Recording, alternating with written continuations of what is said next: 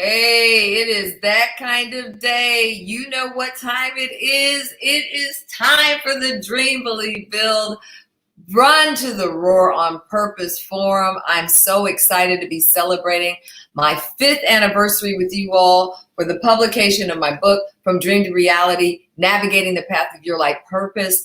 Also celebrating all you fantastic dream builders out there. What a remarkable 5 years it has been. And we just couldn't let this go by without stopping, coming together, and having a great time in the midst. So I'm coming to you from a drizzly Inner Harbor area of Baltimore, Maryland. So no matter where the weather is, where you are, my intent today is to bring all the sun and feel good vibes as we prepare for 2.5 hours together on this special Power Pack Dream Building live stream. I've got some incredible special guests that you don't want to miss. And I'm telling you now, go ahead, share this out. There's going to be some golden nuggets like you haven't heard in a while. Plus, we've got giveaways for those who registered. And if you haven't, it's not too late. Our drawing is at 11:15 a.m. Eastern Standard Time. So all you have to do is go to the header and check out the link. Click the link and register, and you could win a mug, a book, a t-shirt, and the big ticket item is 1 month of free coaching. Yes, because every dream builder needs a coach, and you're going to hear more about that in just a moment. So before we get to my first guest, I want to see who's in the room, see who's bringing all the energy this morning. And so I see some of our regular crowd is up in here. Neil Savalas, Lisa, let's do it. Wendy, Leola, Michelle, I see you all. Monique, I see y'all coming in with your party hats and your dance shoes. That's what's up. That is what's up. So yes to all of that. Make sure you share this out. Let's make sure that everybody, listen, they want to get in on this. They want to get in on this. You don't want to miss Spencer X. Smith, Reverend Dr. Patrick Claiborne and his wife, Reverend Cherie, Kirsten Jones, Halloran Hilton Hill, Trina Epps, Anthony Galdi, Buck Grant, David Gibson. If you haven't Googled them, they're heavy hitters, y'all. And they're coming to share with you their dream building nuggets. Also, before we jump into my first guest, I had to improvise for the COVID conference. A few things that you should know. You are actually in my home /set. And as such, I am the proud fur mom of a 1-year-old puppy named Nala. Those of you who are with me in the tribe and follow me know that she is our official mascot of the Empowerment Tribe. So if she gets excited and jumps off that chair, hey, that's just what she does. If she starts boxing the balloons, hey, that's just what she does. All right. And so I'm excited that you all might get a chance to meet her. Also in person, my conferences, I usually start by dancing and pumping up the feel good endorphins, but we can't be together for that. We can't be together for that. And I was stuck about what to do. I had to improvise because my whole motto is EIEIO. To empower, inspire, entertain, and inform in original ways. So how was I going to do that in COVID? I usually do dancing at the beginning of conferences and retreats. So what I did was I asked our tribe, people in my coaching groups and our Facebook community to join me in a little BTS tribute dance to their hit Dynamite. And they came through with flying colors. And let me tell you, what they didn't know is this was part of my coaching. Because a lot of times in building our dreams, we have to be able to step out and reach outside our comfort zone. I see you on IG. Good morning, y'all. And so reaching means doing things that aren't comfortable, that are out of your nature, that make you feel a little bit vulnerable. And that was a part of this exercise, which they didn't know was an exercise, but they came through with flying colors. So I want to kick things off this morning with a little feel-good music and my peeps, the Empowerment Tribe, with a little help from France's dance troupe sensation known as Risen. I hope you enjoy.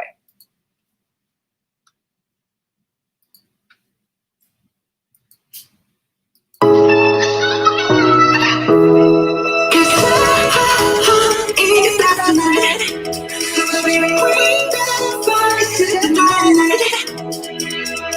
Shoes on, get up in the morning, cup of milk, let's rock and roll. Can't come, kick the drum, rolling on like a rolling stone. Sing come when I'm walking home, jump up to the top of the brown. Ding dong, call me on my phone, nice tea, and I get my ping pong. This is getting heavy, can you hear the bass boom? I'm ready. Life is sweet as honey, yeah, this peach shit like money. Disco overload, I'm into that, I'm good to go. I'm diamond, you know I glow up. Hey, so let's go. In the stars tonight, we bring the fire, set the night light. Hey, shining through the city with the little funky soul. Light it up like dynamite. Whoa, bring a friend, join the crowd, whoever wanna come along. Roll up, talk, just move right up the world. Till night, sky's the light, so we dance the breath dawn. Ladies and gentlemen, I got the medicine for you to keep your eyes on the ball. This is getting heavy, when you hit the bass, boom, I'm ready. Life is sweet as honey, yeah, this picture change like money. Disco overload, I'm into that, I'm good to go, I'm diamond, you know I'm glow. Let's go! In the stars tonight, we bring the fire, set the night light. Hey, shining through the city with the little funky soul. Light it up like dynamite. Whoa. Dynamite.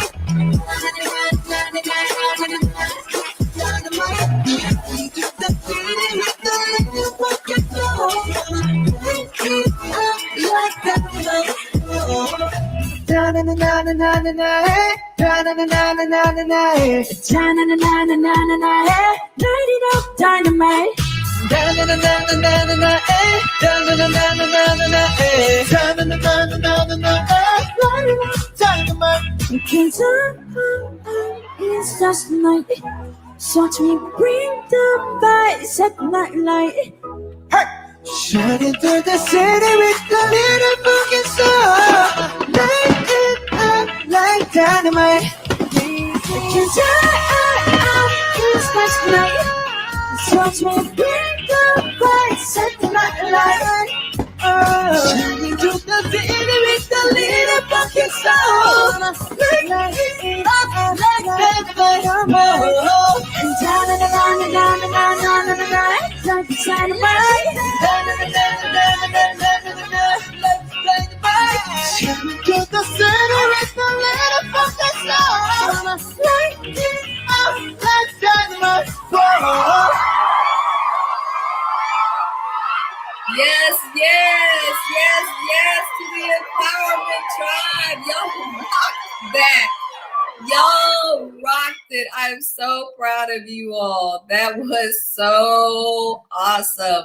So awesome. I had so much fun putting that together. That's what we do. We are about synergy, we are about energy, and we are about empowering. So glad that you all took part in that. And for those who missed it, we'll play it again at the top of the hour as we get ready to go into our next hour of Power Pack Fun. Woohoo! Yes, yes. Y'all were getting it. You better na some stuff. That's all I'm saying.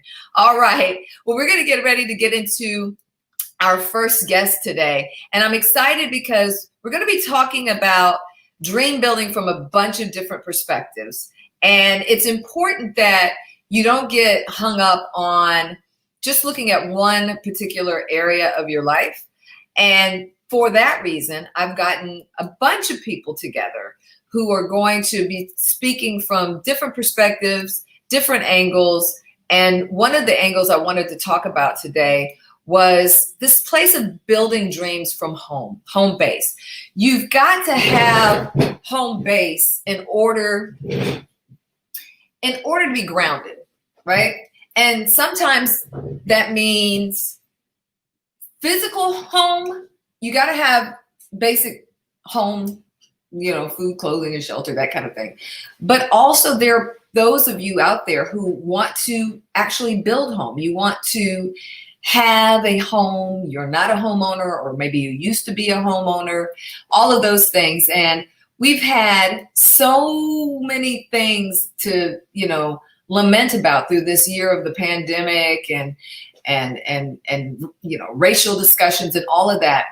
But people are still acquiring their dream of building a home, and not just buying a house, but creating a home in it. And so I want to bring on my special guest for this morning, Trina Fernandez-Epps, who is a realtor with Keller Williams Realty.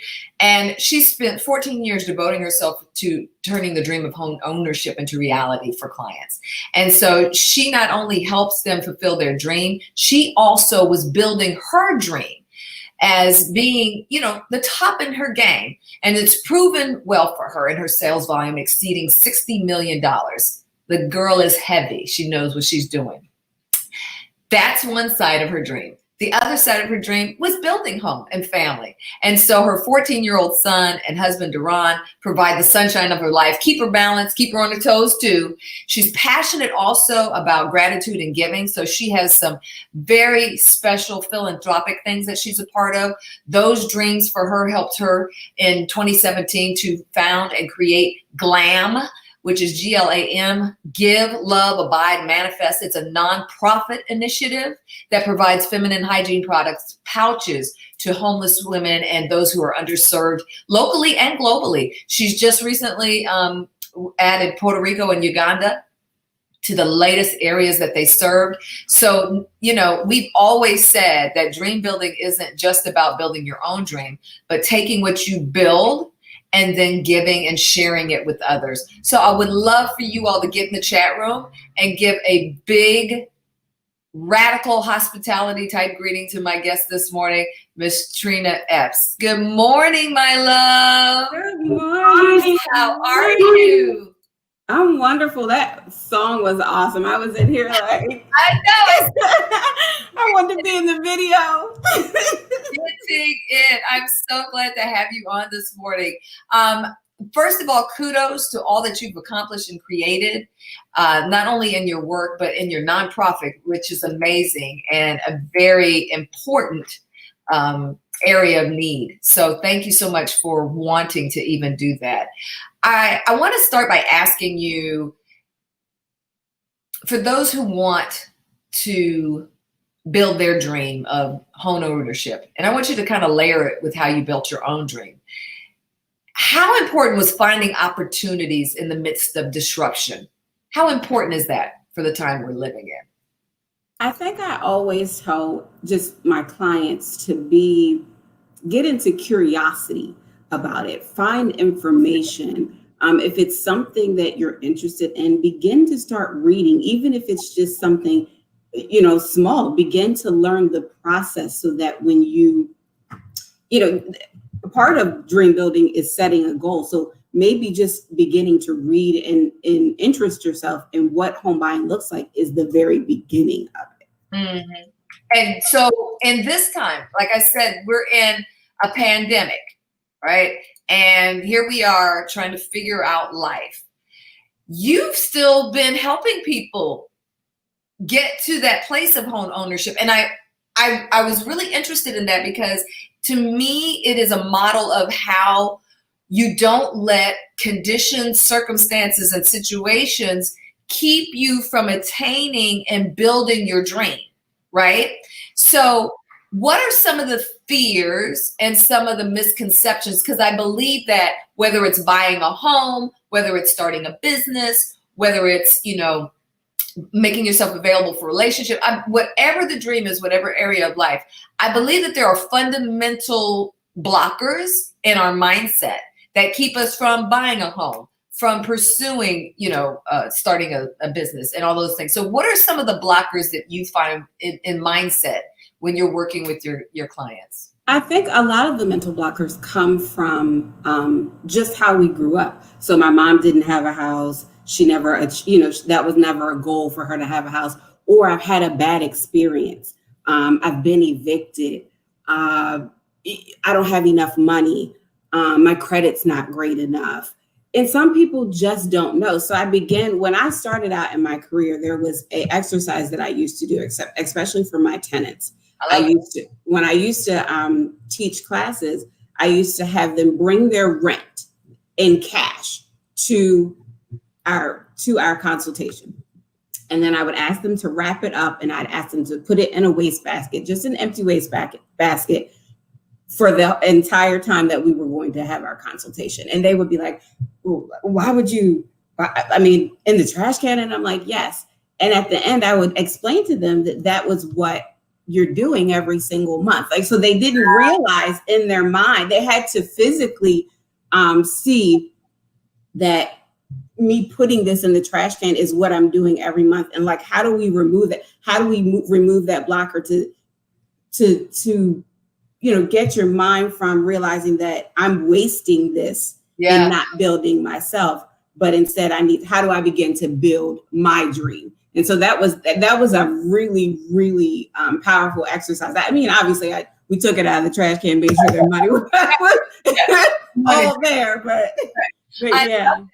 But those are the types of exercises. And I think that's pretty unique. I don't know how many realtors are coaching their clients like that, but I love it because we are visual people. And so to understand that, hey, every time I go to this, or I just throw a little money over there, or I just do that, all of that's adding up. And the fact is, I can be building my dream. I just need to shift about what resources I think I have available or aren't available for me in order to do that. I love that exercise. That's pretty awesome.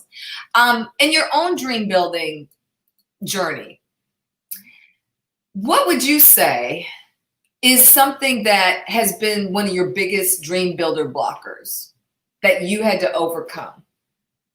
Not being enough. Not feeling like I deserve a seat at the table. Say it again.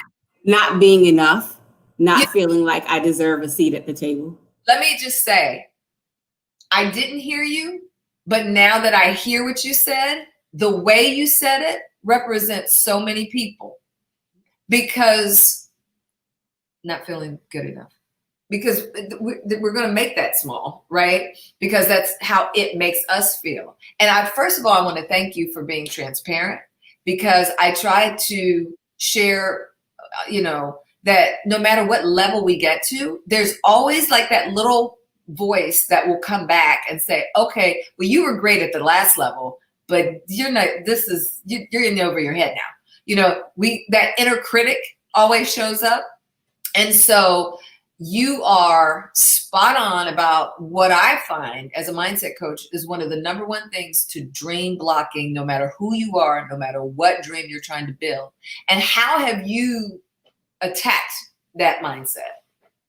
I think it's feeding my mind when I'm feeling that way, going and feeding my mind and watching inspirational people reaching out to coaching. I will say this: I am a huge advocate of a coach, and as we discussed last week, I am that person who needs that push, because I have that mindset that I'm not enough. I can't do it. I'm not gonna. They did 25 million this year or 40 million. I'm not there yet. I don't have what it takes. They must have something that I don't take, that I don't have, but also taking from something from, obviously they're doing something right. So what can I take from those individuals?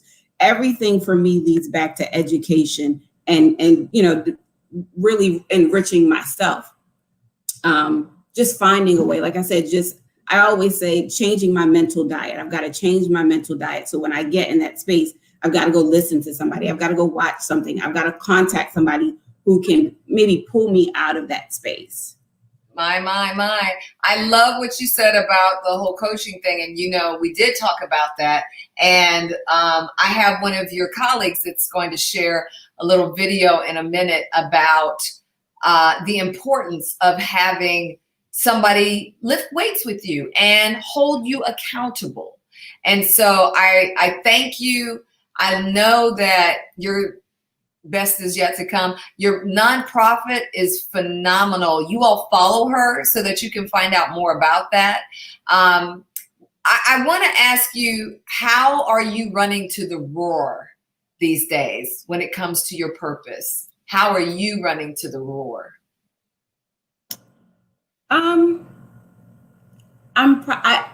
I've learned to just be obedient in running to the roar, because when I don't, it just doesn't work out. Just doing it. Like there's nothing, it's just really simple. I've made tons of excuses in the past. There's always going to be an excuse that you can make. But sometimes you just have to get past yourself and just do it. You can't be afraid to fall. You can't be afraid to fail, because you're going to. I teach my son, who's actually 16, that you have to fail forward. He used to tell the teachers, I'm glad he used to tell the teacher, it's okay if I didn't do well, because I'm supposed to make mistakes. Don't be afraid to make mistakes, because as you run to the roar, you are going to make mistakes, and those mistakes are going to make you better. But just, you have to start somewhere, and you have to just do it. Yeah, that's it. Fearless. And feel the fear and do it anyway, right? Yeah, because it's gonna hurt. I mean, it's not gonna be easy. Speaking is not easy for me. I tell people that all the time, but I get over yourself. Like, just do it. I tell people that from my experience, I've learned you've got two pains. You got the pain of sitting where you are and wondering, could I have gone further? Could I have done more? Should I have done this? Or you have the pain of pushing through that into the place where you evolve, you grow, you develop. Which pain do you pick this day? I pick the pain that propels me forward.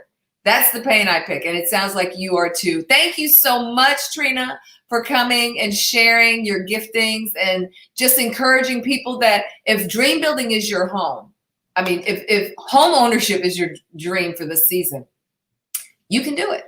She's doing it with people all the time. Reach out. Now, no, she's going to do some coaching. She's already told you. Absolutely. You're going to have all that money you're throwing away in the trash can so you can see how much you could actually get. But I love that you're serving your clients in that holistic way. And that will go a long way. Thank you so much, Trina. Appreciate you and everything that you do, darling.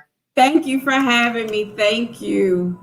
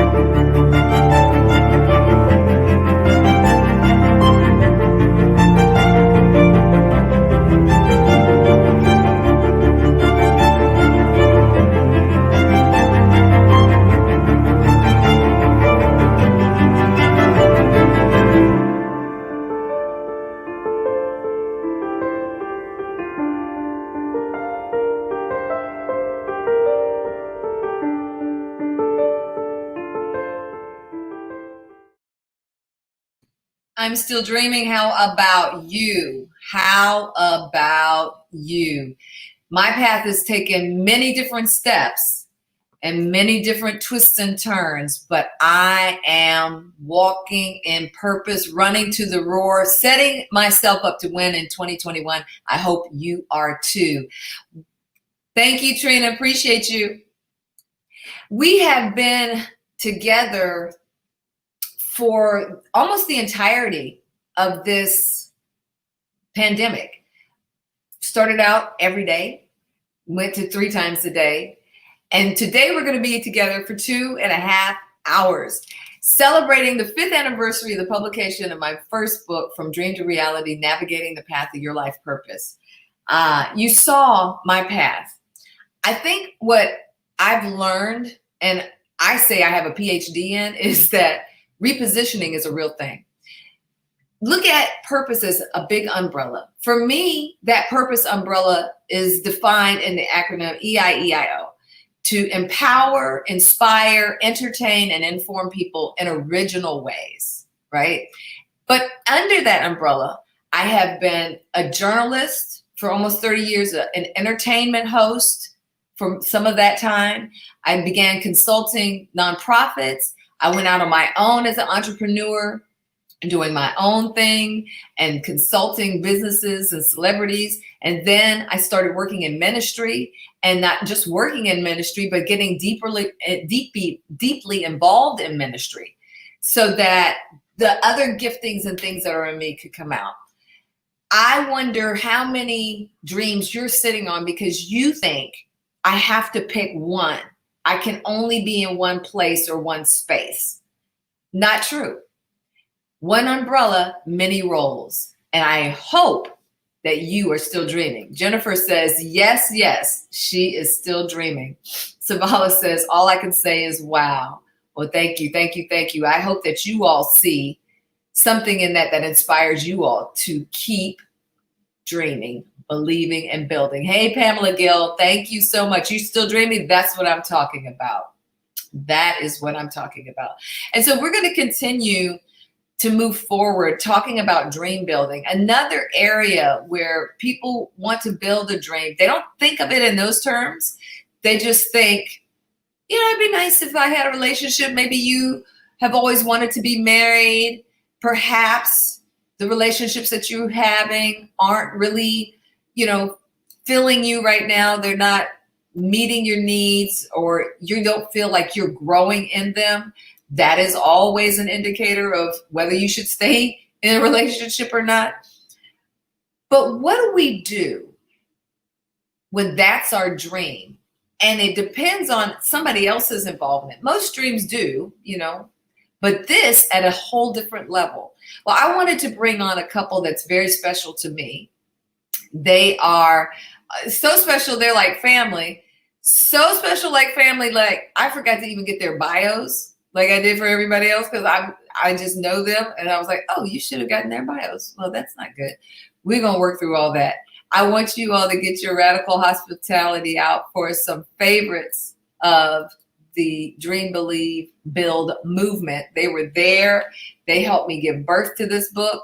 They were there when the book launch party. They were very instrumental in helping me produce that. And they've been very instrumental in continuing to feed me in ways that allow me the freedom, the fullness, and the fearlessness to keep building my dream. So would you all get out all those radical hospitality emojis again for our favorites here on the stream? Reverend Dr. and Reverend Cherie Smith Claiborne, welcome, welcome, welcome, you two. Good to see you. Oh, I unmuted you. There you go. Okay, there you go. Good morning. Congratulations. Yeah. Thank you so much. Thank you. And thank you all for helping me have something to be congratulated for. The dream building phase, man, you all were there in the beginning, and we know that it was quite a journey. I think that people, you know, they see the balloons and the hoopla at the end, and they're like, yeah, I want to get to that part. And they forget that there was a rough side of the mountain to go up before you get there. There was several manuscripts and tearing through and looking at Patrick's things, and like, a lot of reading and a lot of copy editing and working with editors, and I had my friends again, and just because I wanted it to be real, I wanted it to be something that could really help people. And so, you know, that testing and proving thing was important to me, to have people that you can depend on. And in the book, I talk about that, you know, who are your dream builder team? Who is that? And these two are they. So I'm glad to have you all on, and we're talking about relationships today. How fun for us. How fun for us. I was telling Cherie yesterday that it's funny to me. I think every single person needs to have, not like every single, I'm not married person, needs to have a married couple in their life, because you just learn so much. You're like, oh, that's what marriage is. Oh, God, I got it. I can see clearly. Thank you. And I mean, for the good, the indifferent, the not so good, all of it. And you all, I don't think I've ever thanked you for this. So maybe the first time I'm thanking you for this is publicly, but thank you for allowing me to be intimately, and prayerfully, not invasively, but intimately close to you and who you are, not as just as individuals, but as a couple, because that has really blessed my life. And I know I haven't probably said that to you. So thank you. I appreciate you. Let's talk about this dream building thing when it comes to relationships. I have heard the stories many times, but I know there are many people on here who have not. Your stories of how you all came to even meet, what you all were doing. I just hear, you know, Cherie's voice in my head ring like, I wasn't looking for a husband. I didn't go to college for that. I went to get my education. Yes, they are the dream team for God. They absolutely are. So let's talk about when you're going to build one dream, and then the prospect for another dream shows up, because you could have kept it in the box and been like, I'm just going to build this dream. And then, because I've been guilty of that, I'm just going to stay here and build this. And then when that's done, then I'll be open to relationship and this and that. So how did that work for you all? I think a lot of times, for me anyway, even in this relationship, it was about getting past trust issues. Yeah. No, that wasn't what was on my mind, but when I thought about it, it was a dream that I had.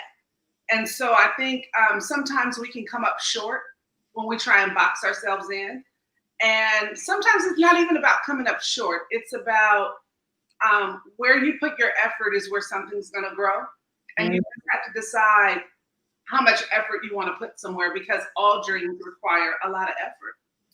Yeah, I hear that. And I will say, like Cherie, marriage was a dream for me, but it was, I guess, almost like an assumption. I just assumed that I would get married, right? So when I got to seminary, it was the last thing on my mind, because it wasn't my focus. So I just figured it would happen sometime. And I was thinking rather later than sooner. I was actually struggling with the idea of going to seminary, not because I didn't want education, but just because my whole world had pivoted so drastically within a matter of months. And so I was really disoriented. So to even entertain any other ideas, I was just trying to get my mind around being a preacher. Like, I'm a preacher now? Was this what I'm doing? Just that idea. So I wasn't even thinking about marriage. And you hear me say it a lot. When you are faithful to a dream, other dreams you have may get opened up a lot sooner.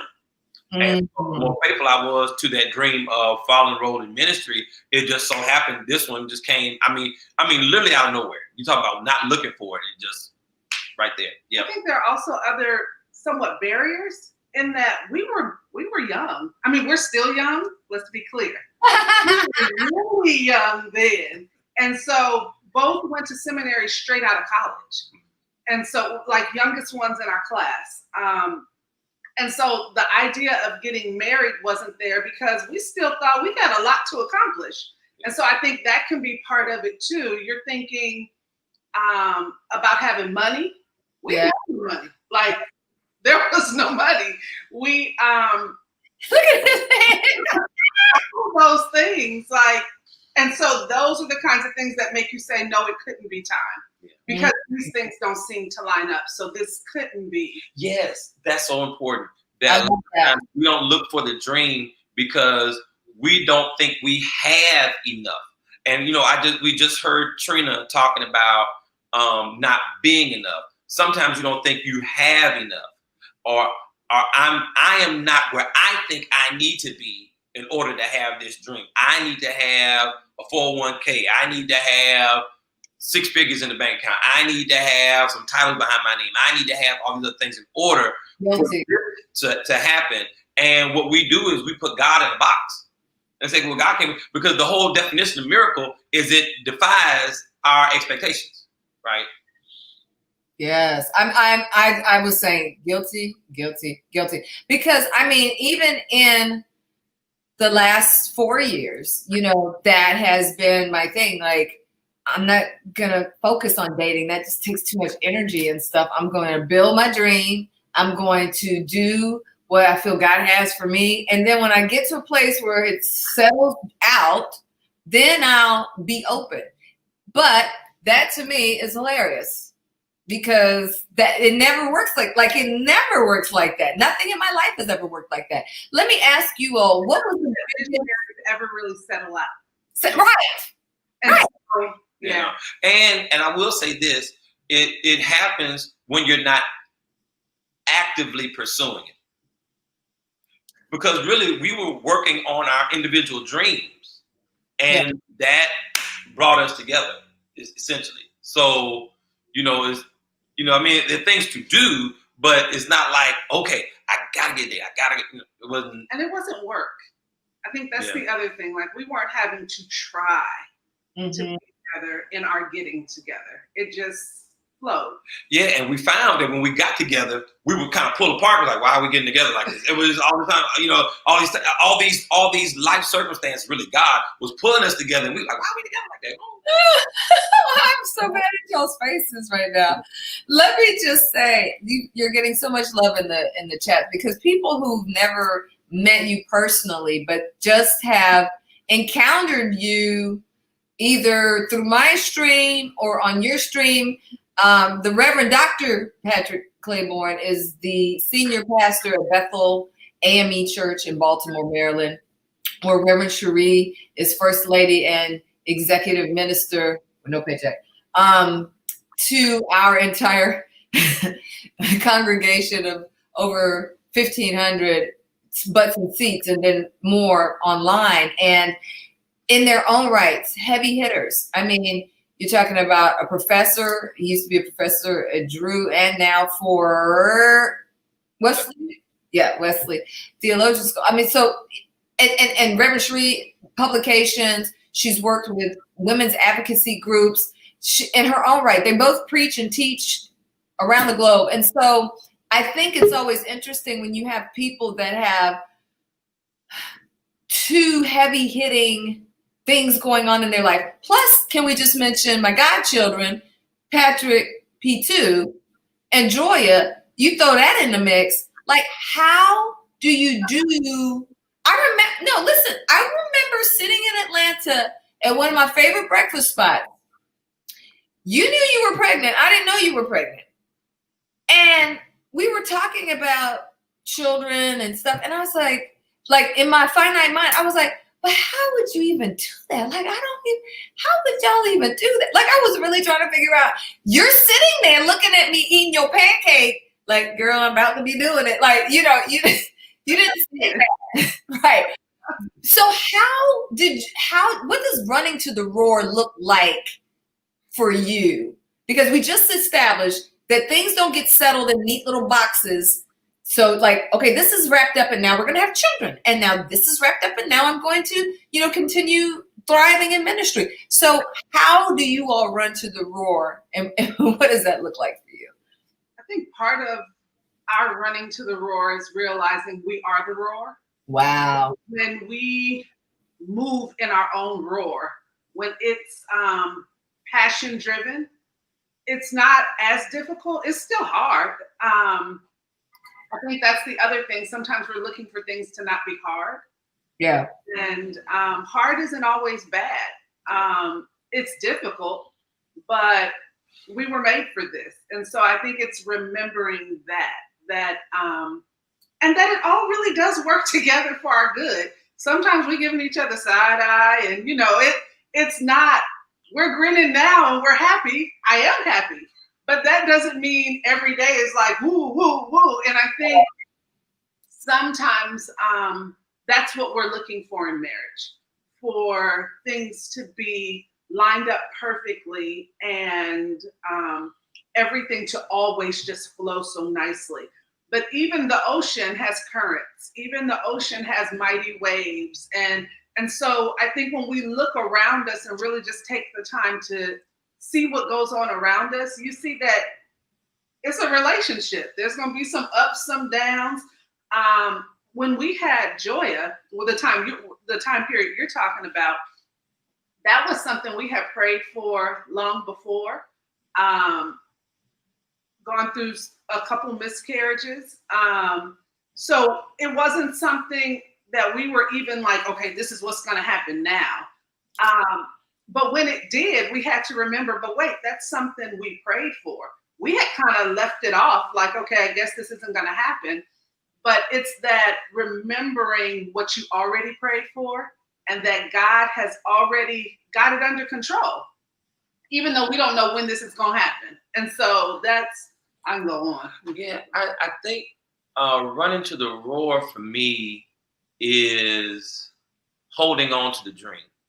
So God showed me in several dreams certain things, and really in a vision.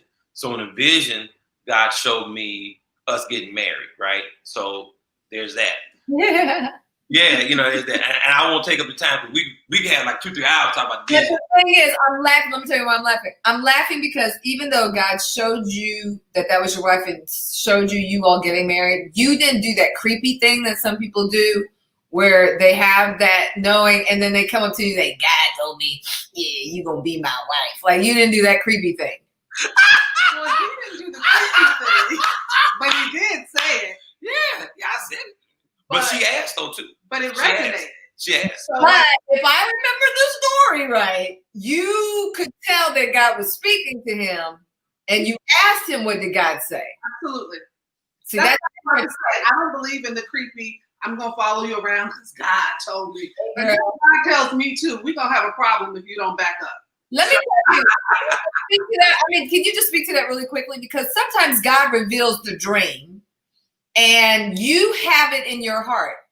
First, you got to test and prove and make sure that's what God is telling you, right? Mm-hmm. But then that reveal, if you had to give like 2 boundaries around how that happens, I would imagine part of it would be that God tells you to reveal that, not that you just decide you just gonna go tell them. Yeah. So the when God spoke to me about her, we were actually sitting in the car together. We had just I want people to think that we like these super righteous, like holy, sanctified. We were sitting there. Holy and sanctified. Yeah, but I got you. Like we don't play Shirley C's in the bedroom. I mean, I'm just saying it's not that. So I'm sorry.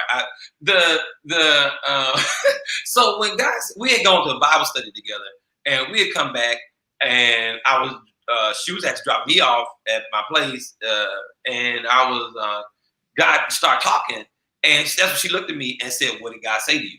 So that's when I knew I was supposed to share it. Because first of all, how did she know that God was talking to me? That's number one. I was like, whoa. That must mean that. So something in me said, I can say it. So I said it.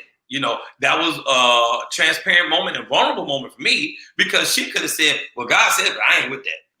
I mean, I left myself way out there, right? But I had to trust God. And then on the other side, so I had a dream about our children before they were born, both of them. And I mean, I saw them vividly. I mean, it was one of the most vivid dreams I'd ever had. And so we had a miscarriage before each child. So before there was Patrick, there was a miscarriage. And before there was Joy, there was a miscarriage. And in between Patrick and Joy is 7 years, right? So there were things that would make us think that the dream may not be, even though it was vivid, even though it was like, heart clenching, kind of like this gonna happen. And there were times where, we look at each other right before Joy was conceived. Cherie asked me the question, should we try again? After all that time and nothing had happened, and we said, okay, let's try one more time. And actually in that try, and I remember where it was, when it was. Boundaries for boundaries. Is that okay? Me and I'll tell you later when we talk in the men's Bishop group. Neal, we good, Bishop Neal. Come on, We'll Bishop talk. Neal. Savalas, we'll get together. Oh my God. Oh my God. I'm laughing because somebody in here said I was the creepy one. I told my husband. That is funny. And as we wrap, I just wonder if there's any encouragement that you want to share with those who marriage, relationship, having children, all of that is their dream. Maybe like you, Cherie, they've experienced miscarriages. Maybe they just haven't been able to get pregnant. Maybe, those of us who have been in the single world for so long think, well, man, once you're in your 50s, that pool goes down. So what is the encouragement that you two, which of everything that you all are, and for all the accolades that you all have, all the degrees, all the heavy hitting things that you are, your marriage to me is one of those things that goes on the wall next to that. Because I know a lot of marriages in ministry that are not authentically happy and loving.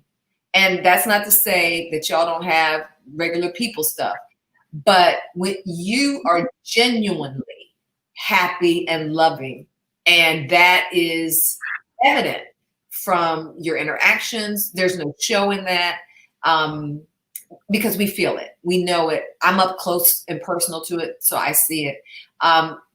What advice do you give?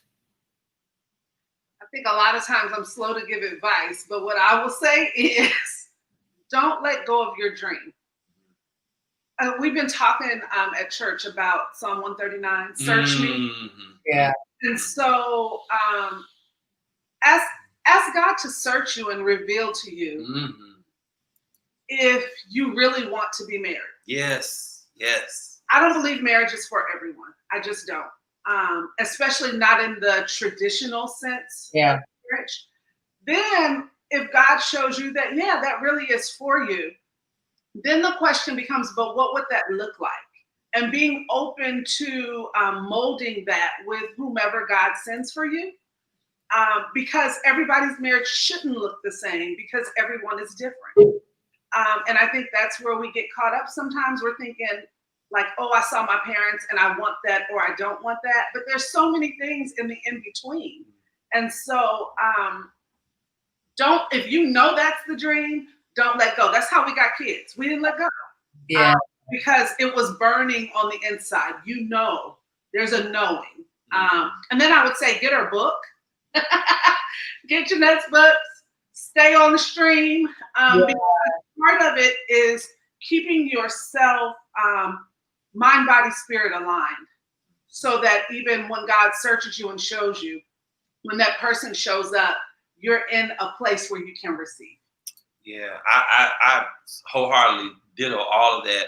Only thing I could add was I was a college student in Atlanta, and I was sitting at my church at I think it was a Bible study, and there was another young lady who was there. She was single. We were just friends, but we were sitting together in Bible study, and the pastor asked, "Singles, who of you want to be married? I want you to come to the altar. I'm going to pray with you." And it was almost, it seemed like it didn't have anything to do with the Bible study. It didn't have anything, like it's kind of out the blue.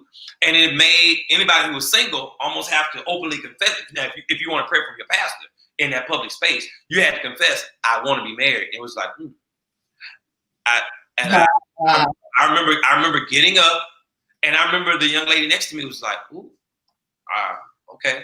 And yeah, I do want to get married. I mean, just kind of like, okay, yeah, that's what I want.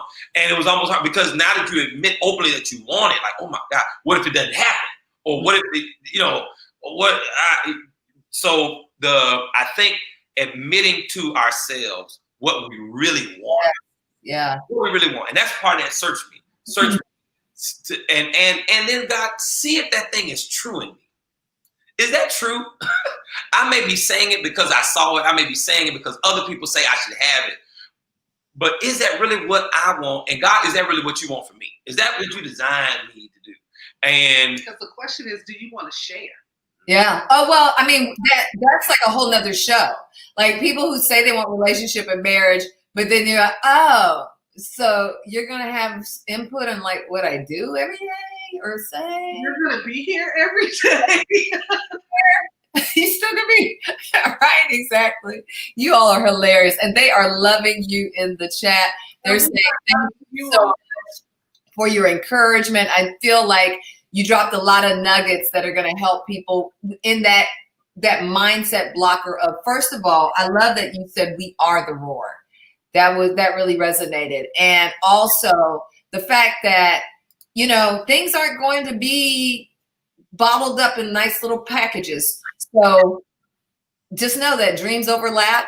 Just go with the flow, run to the roar, and everything will work itself out. I love it. Thank you all so much. How proud we are of you. Yes. Thank you. You continue to be the roar that runs to the roar to help those who are in rage and who are trying to find the roar for themselves. Yeah. And so it's been 5 years, but it's still the beginning. So much more that God's going to use you for, and we are certainly excited about it. And let me add, people don't know you were carrying that manuscript in your laptop for years. Yeah. Yes. You even dared to, because there were certain barriers that you broke through. Yeah. And we are proud of you, not just because you wrote the book. It's kind of like we talk about Jesus dying on the cross. And we're so proud that he died on the cross for us. But we also have to think about the fact that he said yes in the garden. Not my will, but your will be done. He had to break through that own barrier. So you broke through a whole bunch of barriers before you even started. Which is why this works. Yeah. Yep. Which is why people feel it. Because you did it first. And then. Oh, many blessings. Yes. You all. Appreciate you all. Thank you so much. Have a great one. Thank you. I hope that you all are as encouraged as I am. Relationships, just one of the spokes on the wheel for the many dreams that we want to build. And we have so much more to go. Stay right there. If you have not registered, I've got right here the names of people who have registered. What am I giving away? A free month of coaching, because sometimes we need coaches to help us lift the heavy weights and build some dreams. I'm also giving away some of the books. If you can't wait, go to the post header. There's a link there. You can get yours on Amazon right now. If you're in the giving mood, buy a couple of copies. That's what some people do, and give them to their folks that they know are having a problem pushing past stuck when it comes to dream building. Those are the types of things. It's an action journal. It's going to make you do the work. You're going to hear from somebody right now who actually did the work, who worked her way through the book and found herself in her new coaching career. And after that, coming back to Spencer X. Smith. We're part of a tribe, a very special tribe, he and I, the Smith tribe, very special. But he is a giant in his own right with helping people fulfill their dream using social media and marketing to get that done. He's a consultant to top-end businesses, high performers, and I know that you're going to get a lot of golden wisdom nuggets out of that. So I want you to stay right there. Register if you're not registered, the drawing at 11:15. Spencer X. Smith coming up right now. This.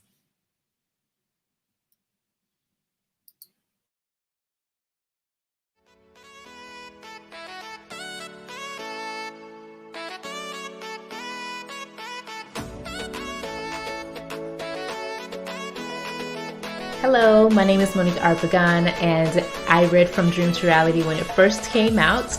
And at that time in my life, I was a Pilates instructor. I had just finished my prerequisites for the doctorate of physical therapy. I was applying to graduate school, and I had just found out that I was pregnant with my first child. And so I remember at that time feeling like I wanted to stay home with my family and also be able to work from home, but I really didn't know what that looked like. And so I was going through the book, and it helped me realize that I was actually pursuing a career that I wasn't passionate about and that I was doing to, please other people and to make a certain amount of money. And so it was really hard to face that part of me. I will say that I put the book down for like 2 weeks because I didn't want to look at myself.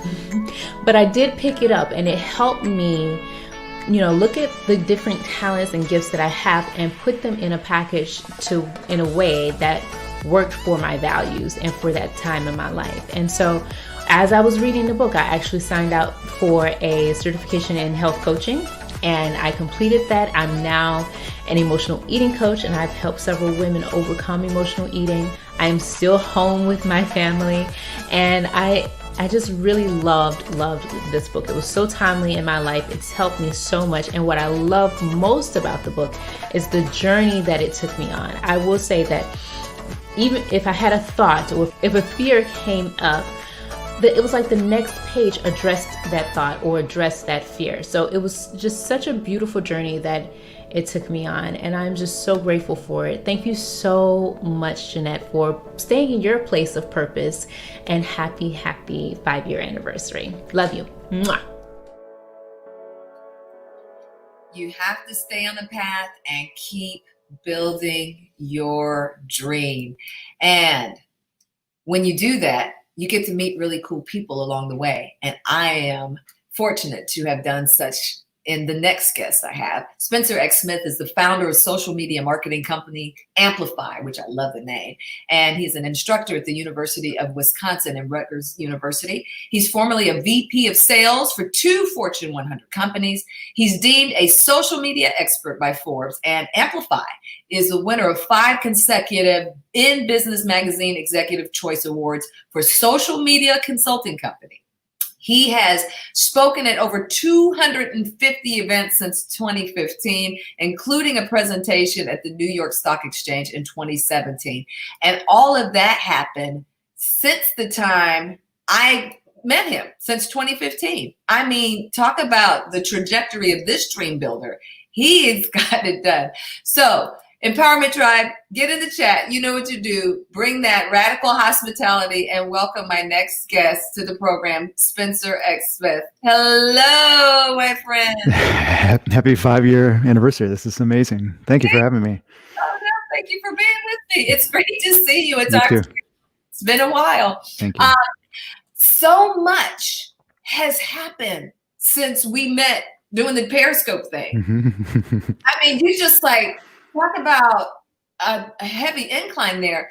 What was the thing that flipped for you? And I know there's probably several, but I always believe like dominoes. There's like that one domino that tips, and then all of a sudden the momentum builds. What was that domino for you? I think it's understanding that no one is off limits anymore as far as your accessibility to them. So if you go where a need already exists and you simply ask the question of, hey, how do I work with you? How do I have the opportunity to maybe publish articles for your magazine? How do I get in front of your audience?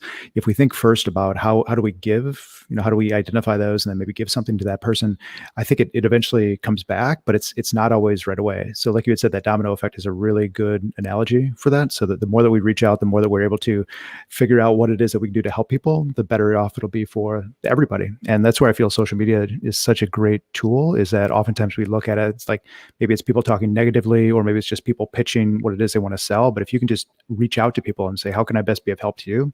Those things added up over a period of time really start to impact people. Amazing. I love that you, and I am a witness to that process of yours, because that's how we came to know each other. And it was from an authentic place. That's what struck me most. It wasn't, you were a win-win type person.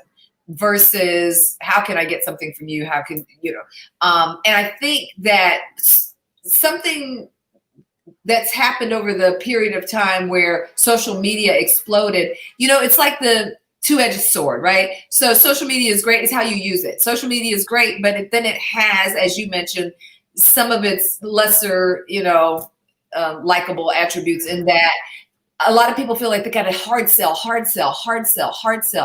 And what I've learned is that thing that you just spoke about, the just serving and getting out there and meeting needs and seeing how does my giftings, my tool set, my toolbox match up with somebody else's need, and trying to bring those things together. What does the person who sits now in a pandemic, who's been struggling with their business, or been struggling with wanting to start a business, how do they start, really trying to make things happen in the conditions that we're under right now? Man, that's such a big question. but I think, yeah. Let me just drop this on. I think it starts in the mind. Yeah. Yeah. It does. And I think it's really important to limit the sources of your information, meaning we can start to go down these productivity rabbit holes or these technology rabbit holes. Like if you think about how many tools are out there for organizing our ability to work, whether it's Trello or Asana or Notion or Airtable or, or just Google Sheets or anything, I think oftentimes we get lost because we go, well, this new technology, I can use it.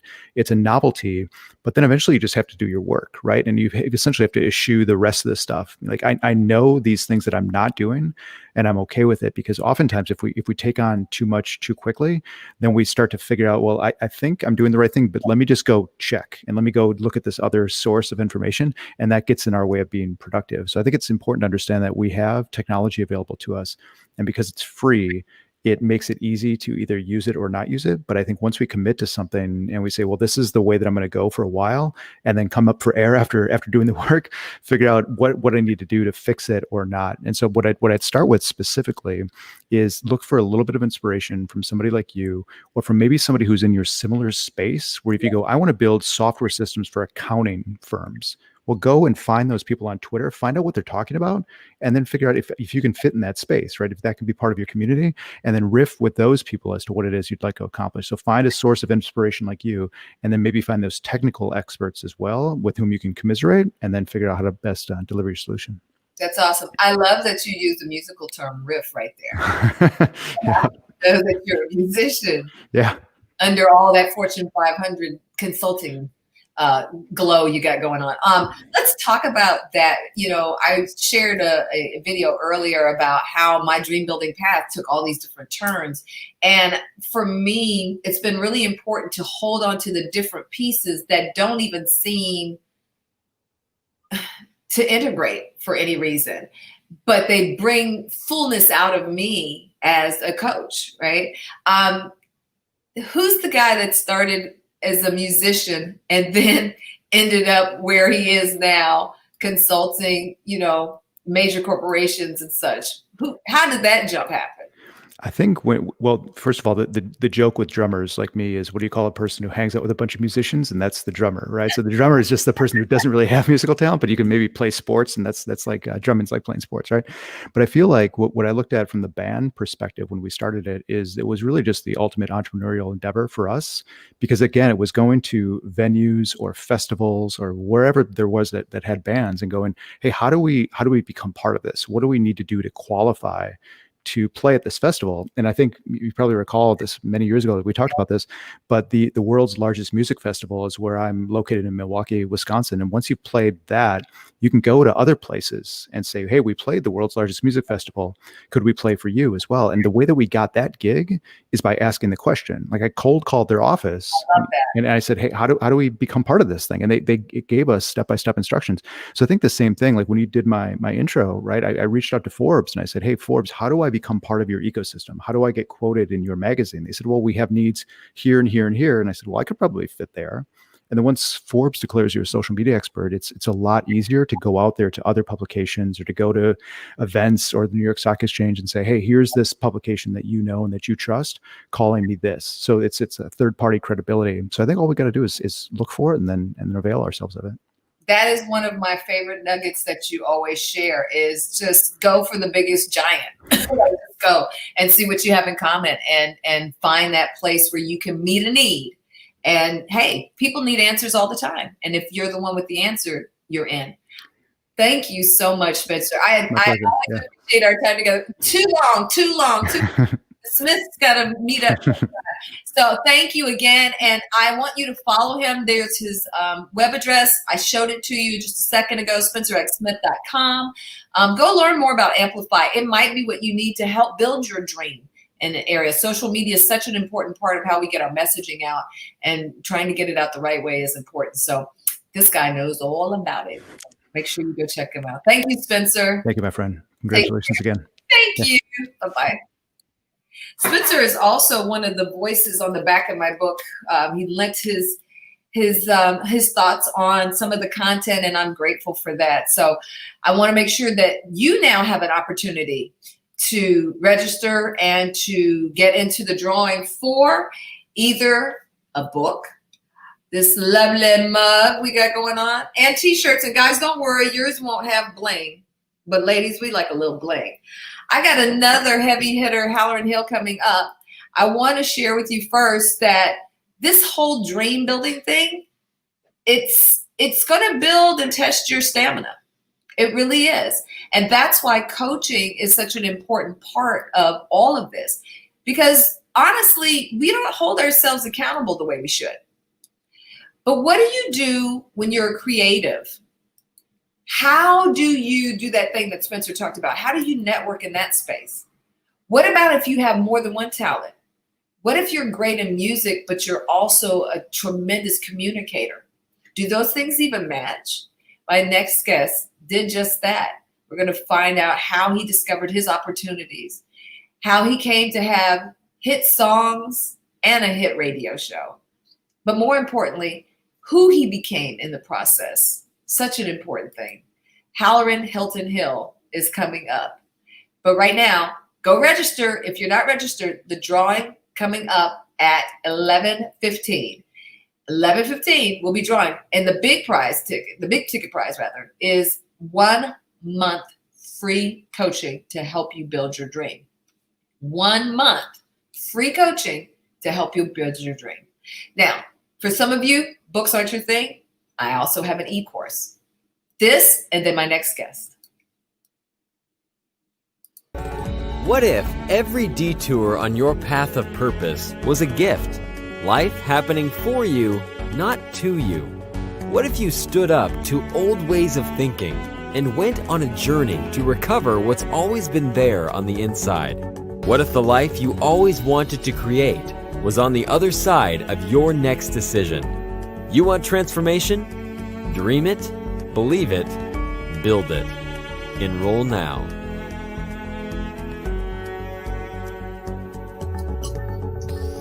Some people say, hey, I need help. I'm not great just reading a book. That's not going to do it for me. I need somebody that's going to help me, who's going to push me, and who's going to get me going. And so I want to let you all know that all of these different types of things are available to you. And if you go to the header of the post, you'll see the links to all of them there. So my next guest is not just a heavy hitter, but he's also a friend. Over radio and TV, through music and words, he's just phenomenal. He's a heavy hitter. He communicates. He's known as the Renaissance communicator who moves people with his ideas. He certainly has inspired and helped me in my dream building path, for sure. And his philosophy is to grow and help others grow. That's why. Because his mission is to inform, inspire, entertain.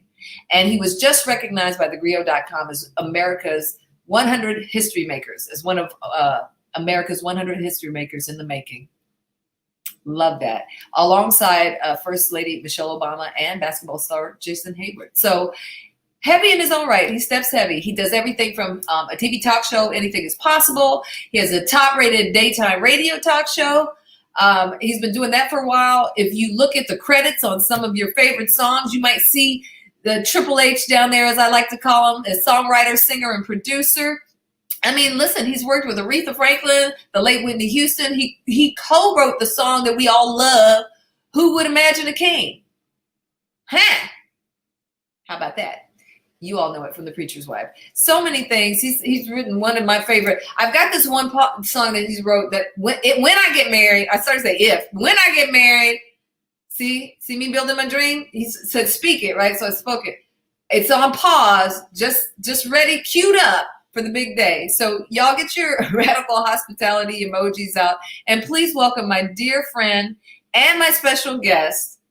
I see him laughing at me. Happy anniversary! Happy anniversary! So much. How are you? I'm fantastic. I am and honored to be here today. This is special. This is good. Thank you so much. Well, the funny thing is that this whole dream builder balloons and slickum and all of this stuff. He knew me before all that slickum. He knew me when I was getting in TV and I was trying to figure out, what's the lead in the story? Where do I go? How do I shoot this? And all of that. So it's kind of funny. I don't get that luxury a lot, Halloran. I think you know this because being an Air Force kid and moving around, I never got to hold on to people like most do from their childhood.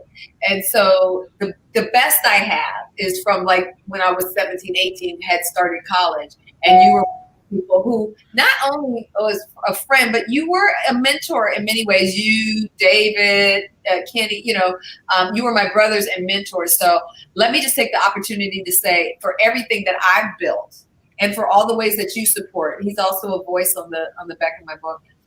Thank you. I appreciate you so much. Well, I mean, you're such an awesome person, and you're such a gift to not only this community, but to the world. So I've known you for 35, long time. And you're better. And that's one thing about you, you get better. So that's awesome. Thank you. Everybody's saying, thank you. Jamel Strong saying, I remember him from Huntsville. You should. He was a star. And now he's a star all over. Let's talk about this running to the roar. That's one of the things that I have admired much about you is that you are the guy that runs to the roar. You are the guy that runs to the roar. And I've seen you do it because, truth be told, when we were starting out, well, you had started in the industry before I had, it wasn't easy for us to run to you had to take some bites and some things to say, I'm gonna follow this dream. You had to endure some stuff to run to the roar. What do you count as probably the biggest lesson out of that period of time, our beginnings? What was the biggest lesson you took out of that time about building your dream? Probably the biggest lesson from that time in my life would be that the algorithm or the code for the building of your dream is in the know. Wow. So I'll say that again. The algorithm or the code for the building of your dream is nested in the know. And I'll give you a story. Yeah. So we both work in TV or worked in TV, and I'm trying to cobble together. The parable of the talents was always really important to me, because when God gives you a talent, with the talent is the call to multiply, to double what you got. He gives you something so that it will produce fruit. And the fruit isn't for you. Apple trees don't eat apples. But the fruit is for, and you don't get a new harvest of new fruit until that fruit has been picked and moved on. So you're holding up future fruit by not producing now and putting it out. So I had these, what I like to say about dreams is dreams come with an itch. They're like mosquito bites. You can't ignore them. You will scratch. Something does move you. That's how you know it's a real passion or dream, because you cannot tell it no. You try to, you go, no, that's not for me. And it just keeps bubbling up, and it demands action of you. I was down in Huntsville.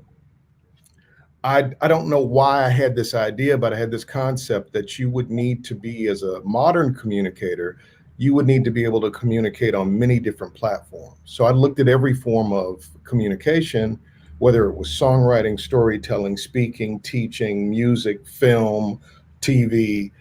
I said, you need to know how to move in on all of those platforms. Yeah. So I didn't know a curriculum like that. So I decided to create this curriculum. I said, well, you need to work in radio and TV and, don't reflect, act.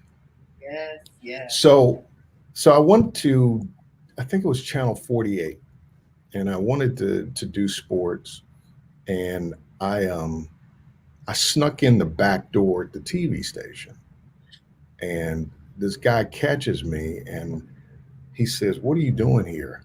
I'd seen the sports guy on television, and I said, "Well, I want to do what you do." And so he says, "Well, you don't do it by sneaking in the back door of a TV station."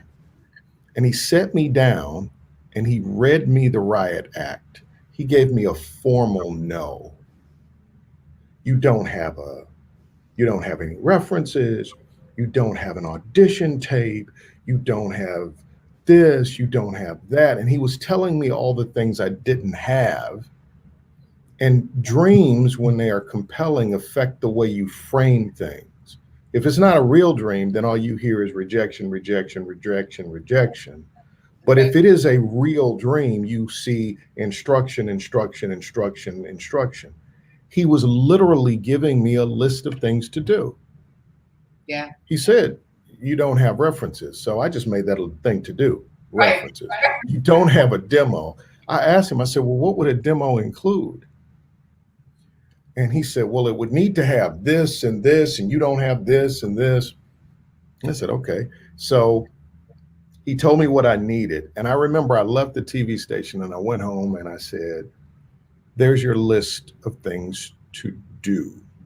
Don't reflect, act. And so I made the list and I started acting on those things. I sneaked back into the radio station with a demo that I had made using a video camera that I borrowed from the store I was working at in the mall that used to be in Huntsville, Video Concepts. And I sneaked back in and I begged him to watch the video. And he said, the video is awful. It is trash. It's not good. He said the lighting is wrong, and he starts to list off all the things that are wrong with it. The code, the algorithm for building the dream is in the know. And if you can ever get in the know, you'll be in the know. So he stops me and he says, go in there. And he puts me on the set at Channel 48 and put some copy on the teleprompter. He says, it should look like this.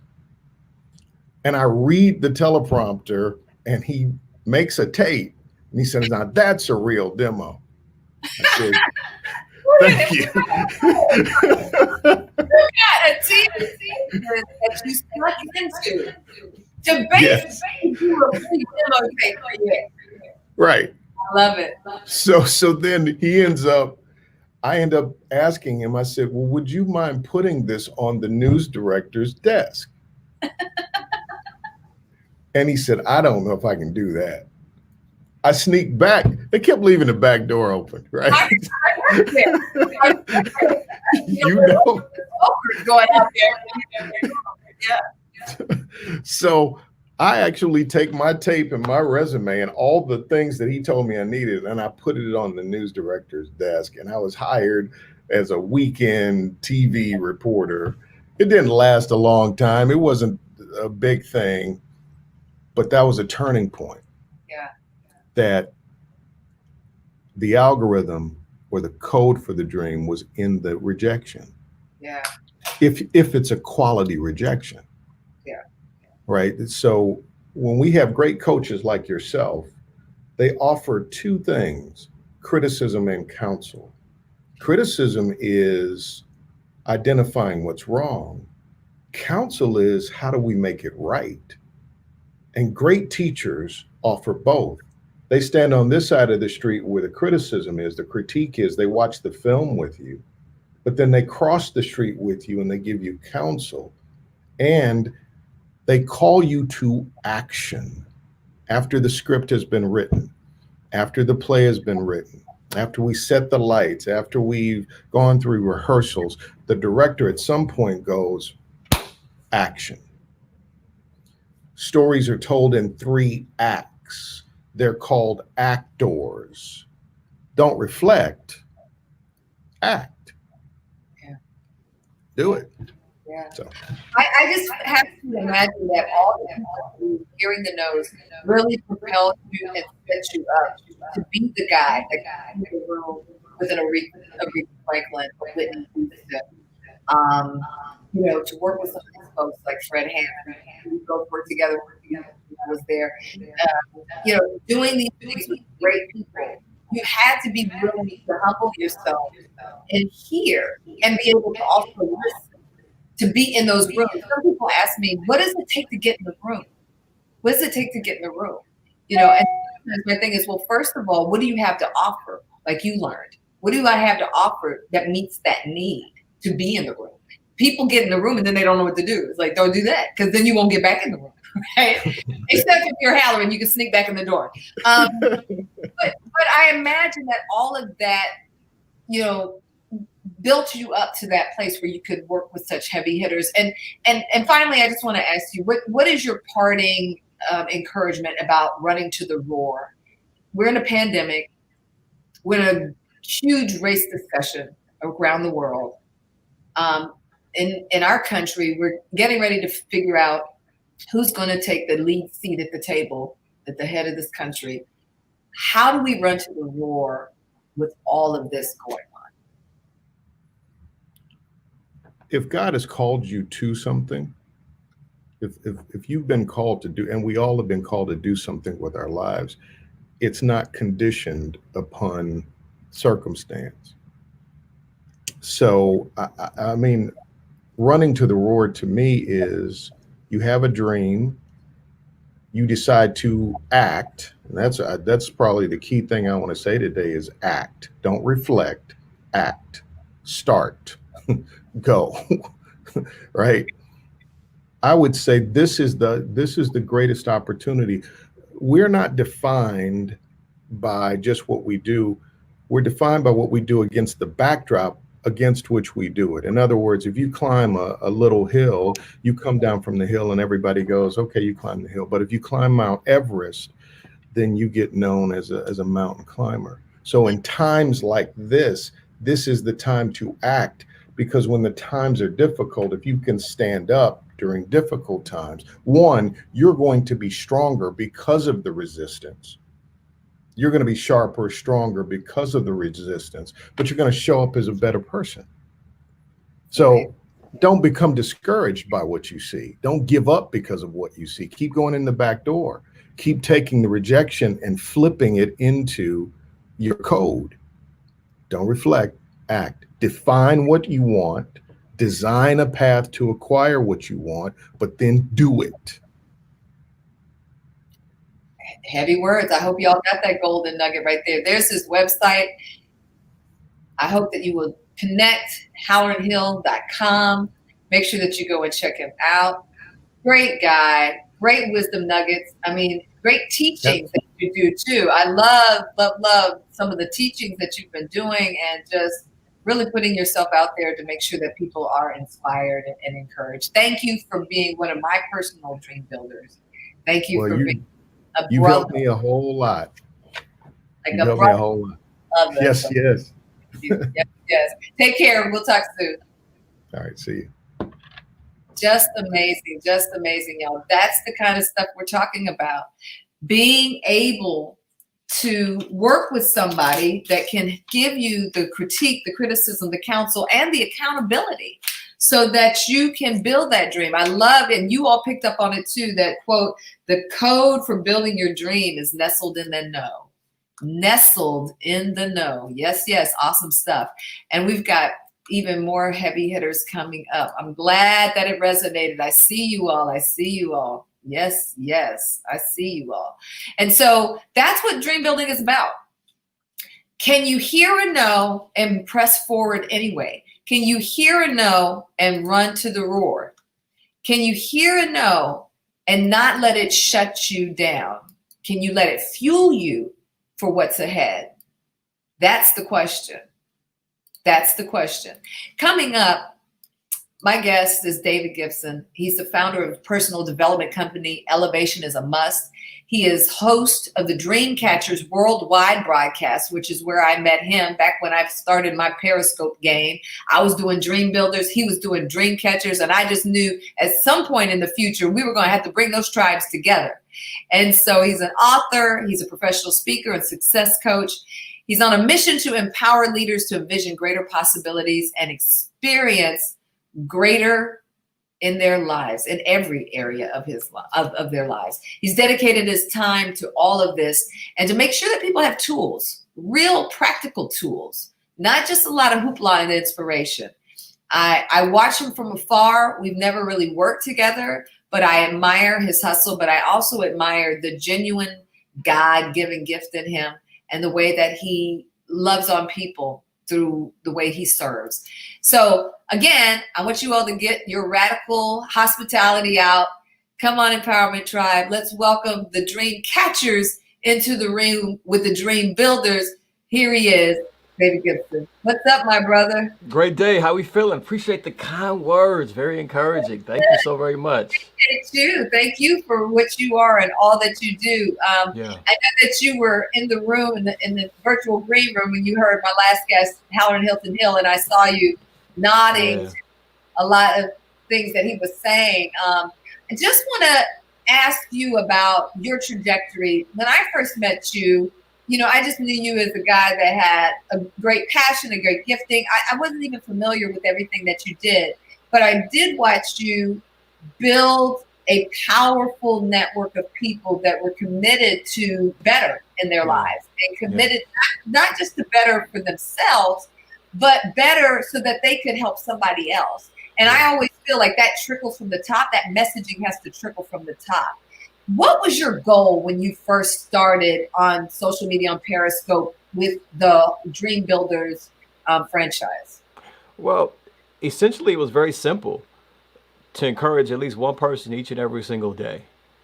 And I had found myself in a space where it was difficult for me to even encourage myself. And I learned through experience that one of the best ways to be inspired, one of the best ways to encourage yourself, is to help others stay encouraged, hold you accountable. It puts you in a position to serve. And that was really the objective. I came across the application Periscope in 2015 and was very intimidated of going live. Of course, like many people often face those fears of who's on the other end, how will they receive what I have to say, what's going to be their opinion of me. And essentially, what I did to overcome that was made it bigger than me. And that answers the question that you asked as well, as far as how do you build this community of individuals that are like-minded, who share a common goal to become the best version of themselves. One way to be fueled as it relates to accomplishing your goals, living your dreams, is to make them bigger than you, because you're going to start tapping into a power that you can't necessarily create by yourself.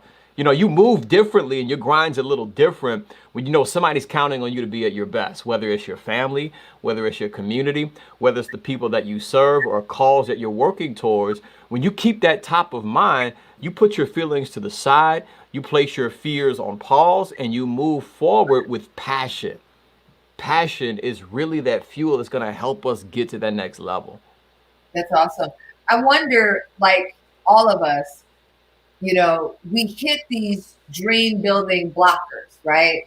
For you said there was one initially that had to do with live streaming. Maybe that, wasn't your thing, but it became your thing, right? Yeah. So how did you face that and every other dream building blocker?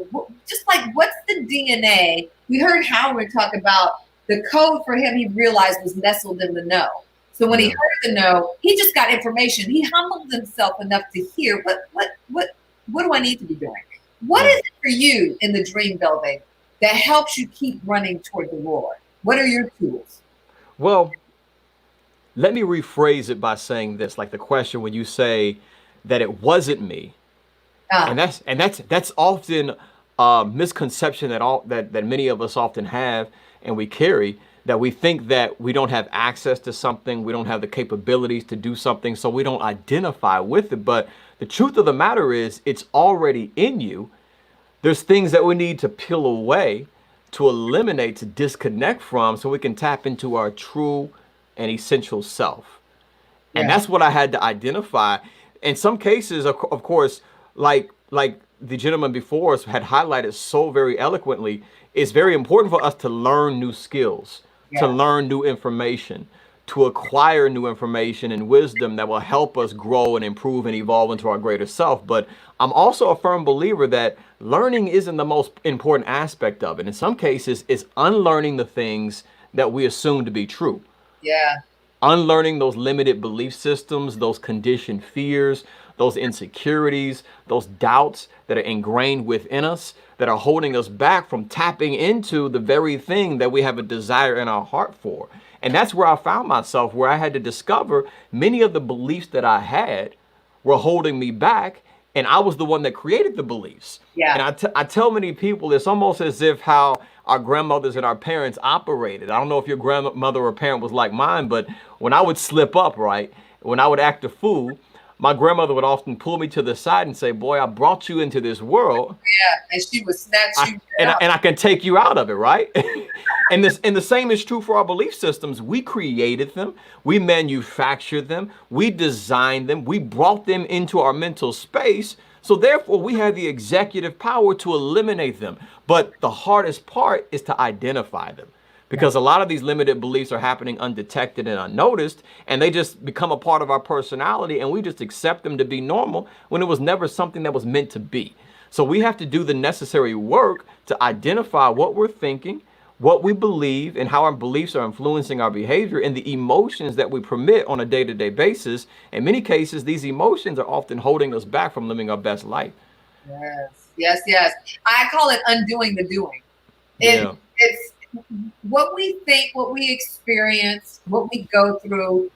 It processes in our minds as thoughts, and we have emotions about those thoughts. And then out of that, we make a decision. And out of our decision, we take an action. And the stuff you do over and over again, you get really good at it. Right. So, like you said, if you get really good at thinking lowly of yourself, or then you're going to be excellent at that. If Yeah. you're first in believing that you can't, you're going to be an expert. And I don't think, like you said, I don't think we realize that our power is at work, whether it's going to the left for our good or to the right working against us, right? Yeah. Our power is in there.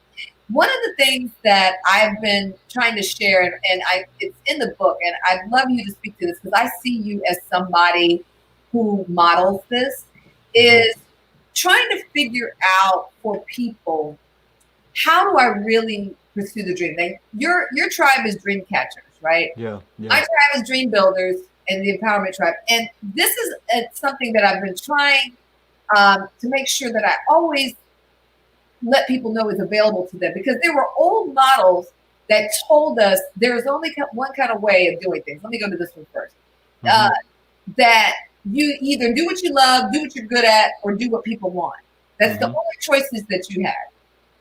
And what I try to show people is that you can actually find the marriage between doing what you love to do, mirroring it over, layering it over with what the world needs, right? And what you're good at, because there's some excavation that has to come. We have to be honest about, am I good at this? You may want to do some things, but are you good at that? And can you get better at that? And then also, what can you get paid for? Like when you find those 4 areas and when they match, and when you look in there, you see that we're able to tap into satisfaction, contentment, fulfillment, and comfort. If you lay too heavy on one side, you might be all satisfaction, but you have no fulfillment, right? Or you get all contentment, but it's not comfortable. You're just hustling, right? Right. And so how have you been able to marry? I feel you're passionate about what you do. I feel you're good at what you do. It's definitely what the world needs. How did you take that and then make it available to you in a way that you are able to get paid for what you love and what you're good at and what the world needs? That's a packed question. But to, I guess, begin answering the question, I'll stem it from a concept that I base my newest book on, which is entitled Come Alive. And I got this quote from Howard Thurman. Howard Thurman was actually Martin Luther King's mentor. And by your reaction, I'm sure you're aware of him. Very wise, brilliant, iconic in his way of thinking. Really had you just, like, his thoughts and his sessions really provoked something within you that you ever just thought about something and it hit you at your core. That's his teaching. But I came across a quote in one of his sessions, a recording that my aunt gave me, and as I was tuning into it, it hit me like a ton of bricks. And Howard Thurman once said, "Don't ask what the world needs. Ask what makes you come alive. Because what the world needs is more people who have come alive." And to answer your question, I'm always pursuing the things that are aligned with my heart, the things that I'm passionate about. Now, passion is a word that is loosely used in the generation in which we're currently living. And the way I look at the word passion is from the root of its meaning. It comes from the Latin word passio, and passio represents something that you are willing to suffer for. Yes. Hence the passion of Christ. So when I'm saying I'm passionate about something, I'm indirectly saying I'm willing to fight for this thing here. Like, I believe in it so much, I'm totally convicted and connected to it, that I'm willing to fight for this. I'm willing to endure challenges for it. I'm willing to climb a mountain and go through the valley. I'm willing to go through the storm to get to the other side because I have that much passion for it.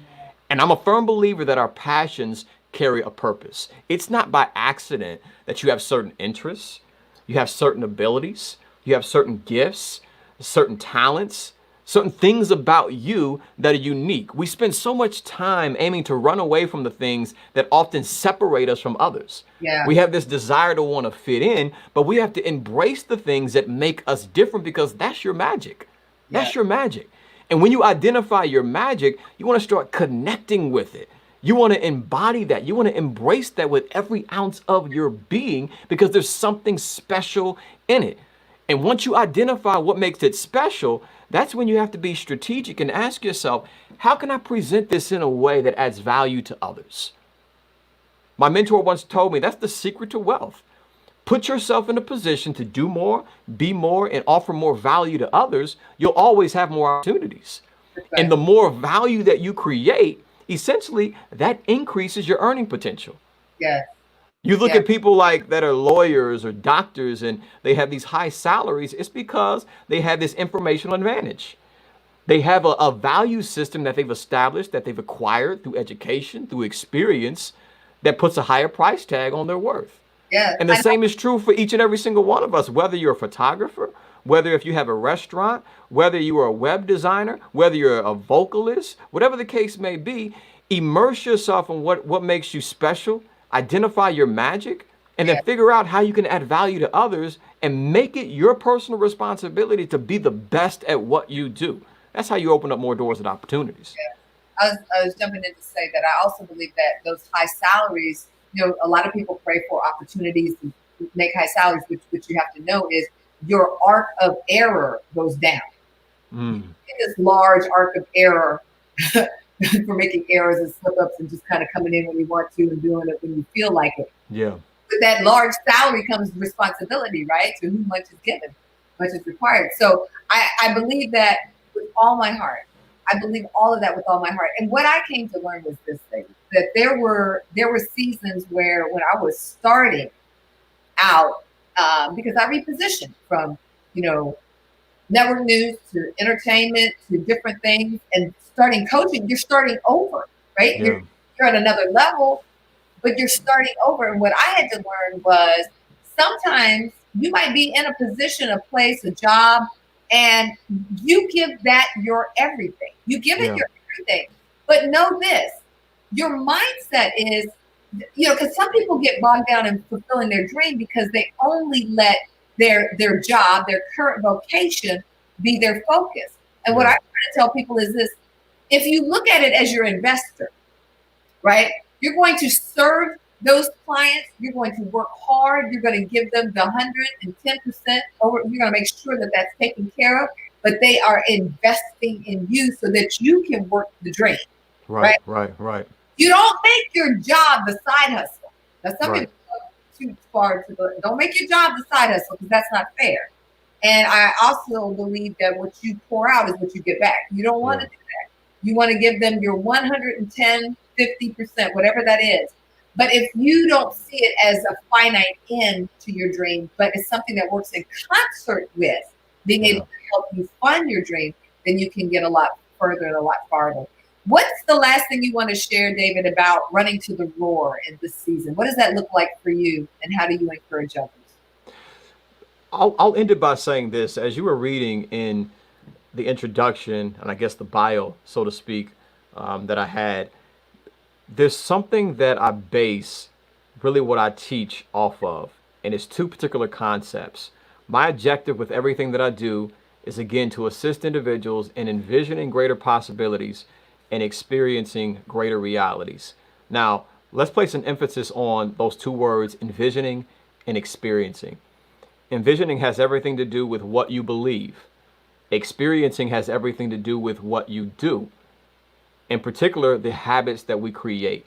And those are two components that I believe directly influence the level of success that we experience, the outcomes that we create, and the results that we take advantage of in our life.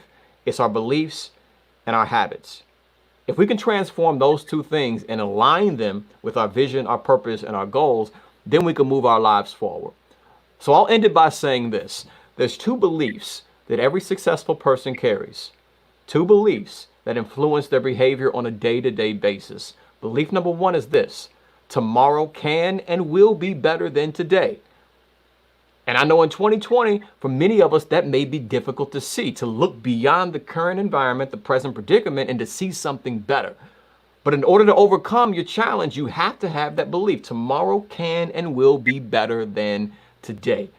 And number two is this: I have the power to make it so.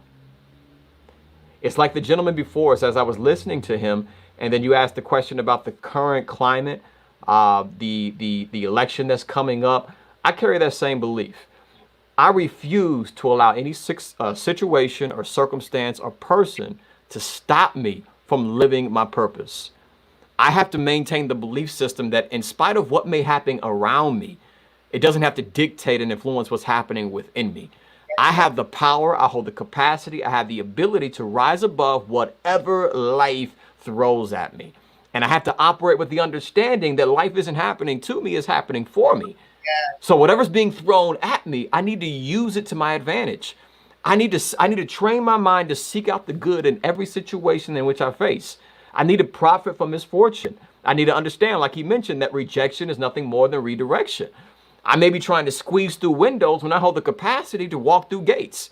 And we have to reach that level of clarity, but what will help us do that is to understand that tomorrow can and will be better than today, and we have the power to make it so. Great. Thank you so much for sharing your wisdom nuggets with us today. Absolutely. Thank you for having me. Must.com. Elevation is a must.com. I see some of you saying that you follow him on Periscope. That's what it's about, because trust me when I tell you, there is a lot of work out here to do. We need more than one light bearer for sure. And if that's you and you feel like David can help you in that alignment process, I'm sure that he is willing and obviously able to help you in that. Thank you so much, David. Take good care. Thank you for having me. Have a powerful day. Thank you. You too. We are building dreams, running to the roar on purpose, setting ourselves up to win in 2021. This is what it's about. And sometimes you need a coach to help you do that, right? I want to make sure first that you have registered. I got a note that said, hey, I tried to register, but it was all out.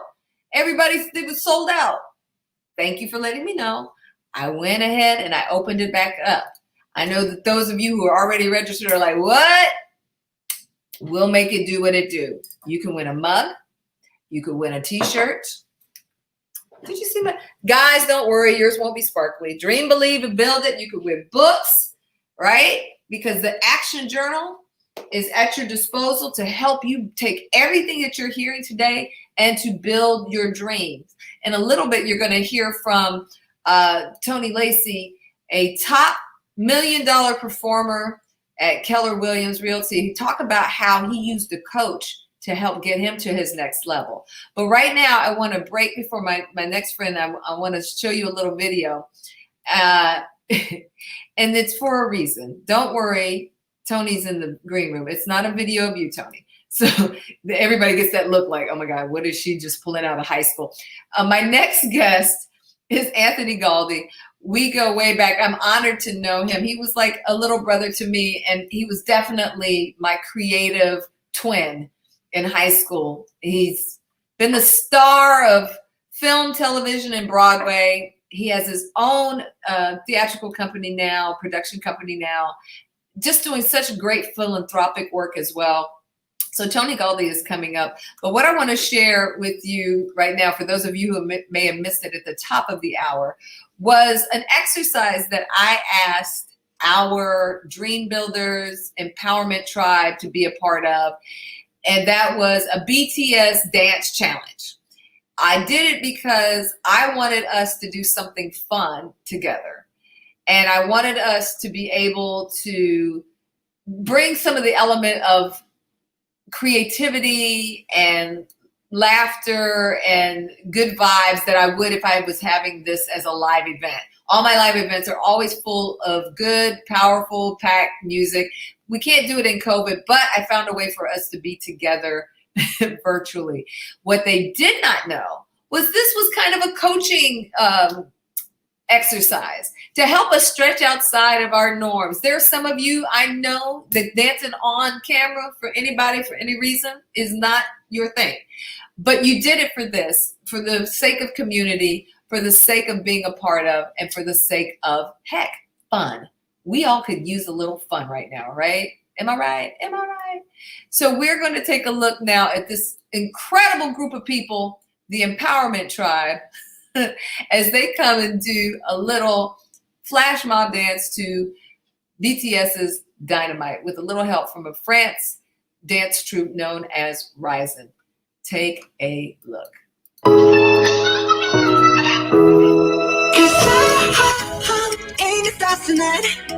So much may bring the fun, set the night light. Shoes on, get up in the morning, cup of milk, let's rock and roll. Can't count, get the crowd, nodding on like a rolling stone. Sing song when I'm walking home, jump up to the top of the brown. Ding dong, call me on my phone, nice tea, and I get my ping pong. This is getting heavy. Can you hear the bass boom? I'm ready. Life's sweet as honey. Yeah, this peach shade like money. Disco overload. I'm into that. I'm good to go. I'm diamond. You know I glow up. Hey, so let's go. In the stars tonight. We bring the fire, set the night light. Hey, shining through the city with the little funky soul. Light it up like dynamite. Whoa. Bring a friend, join the crowd. Whoever wanna come along. Roll up, talk, just move right up the world. Till night, sky's the light, so we dance the perfect dawn. Ladies and gentlemen, I got the medicine, so you should keep your eyes on the ball. This is getting heavy, when you hit the bass, boom, I'm ready. Life is sweet as honey, yeah, this picture change like money. Disco overload, I'm into that, I'm good to go, I'm diamond, you know I glow up. Let's go! In the stars tonight. We bring the fire, set the night light. Shining through the city with the little funky soul. Light it up like dynamite. Whoa. We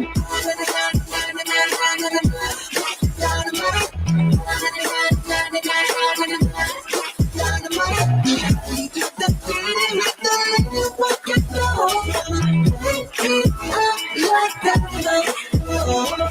Na na na na na na na na na na na na na na. Light it up, dynamite. Da-na-na-na-na-na-na, eh. Da-na-na-na-na-na-na, eh. Da-na-na-na-na-na-na, eh. Dynamite. You can't tell it's just night. Watch me bring the lights at night light. Shining through the city with the little fucking soul. Light it up like dynamite. You can't tell it's just night. Watch me bring the lights at night light. Shining through the city with the little fucking soul. Light it up like dynamite. And down and down and down and down and down and down like it's dynamite. Shining through the city with the little fucking soul. Light it up like dynamite. Whoa. Light it up like dynamite. Yes, yes, yes. That, woo! Yes, all of that. I'm here for all of it. And I want you all to know that I just love you. I mean, there were people that said, I don't even dance, but they just sent me them vibing. And guess what? It made it in. Everything y'all sent me made it in. So I am so excited that you all took part. Thank you so much for making it. This great. Yes, Jennifer was one of our dancers too. Yes, whoop, whoop, everybody. I had to play that because I think that success leaves clues. Success leaves clues. And my next guest, Tony Galdi, my gosh, success was written all over him at a very, very, very early age. I mean, when we were in high school, I'm laughing. Let me just go ahead and bring him on. Get your emojis together. Get your radical hospitality together, guys, for another great guest of mine, Anthony Galdi. I'm going to be gushing over him, so just be prepared. It's my honey bunny. Hello. Hello. How are you? He's a grown man married with a kid, but he's still my honey bunny. It's just the way it works. I'm sorry. I'm good, and I'm so thankful that you're having the time to come on and share with us today. You always had greatness in there. I always saw that. I always saw it. And the creativity was always there. So when we talk about some of the things that you went on to do, just amazing things that you went on to do. I'm wondering for you, did you know, hey, one day I'm going to open up Orbit Arts Academy. That's in me. Did you know, that one day I'm going to be, I'll get it. But one day we're going to, I'll be on Broadway, and not just on Broadway, but I'll be on Broadway working it in roller skates. Did you know, was that in there?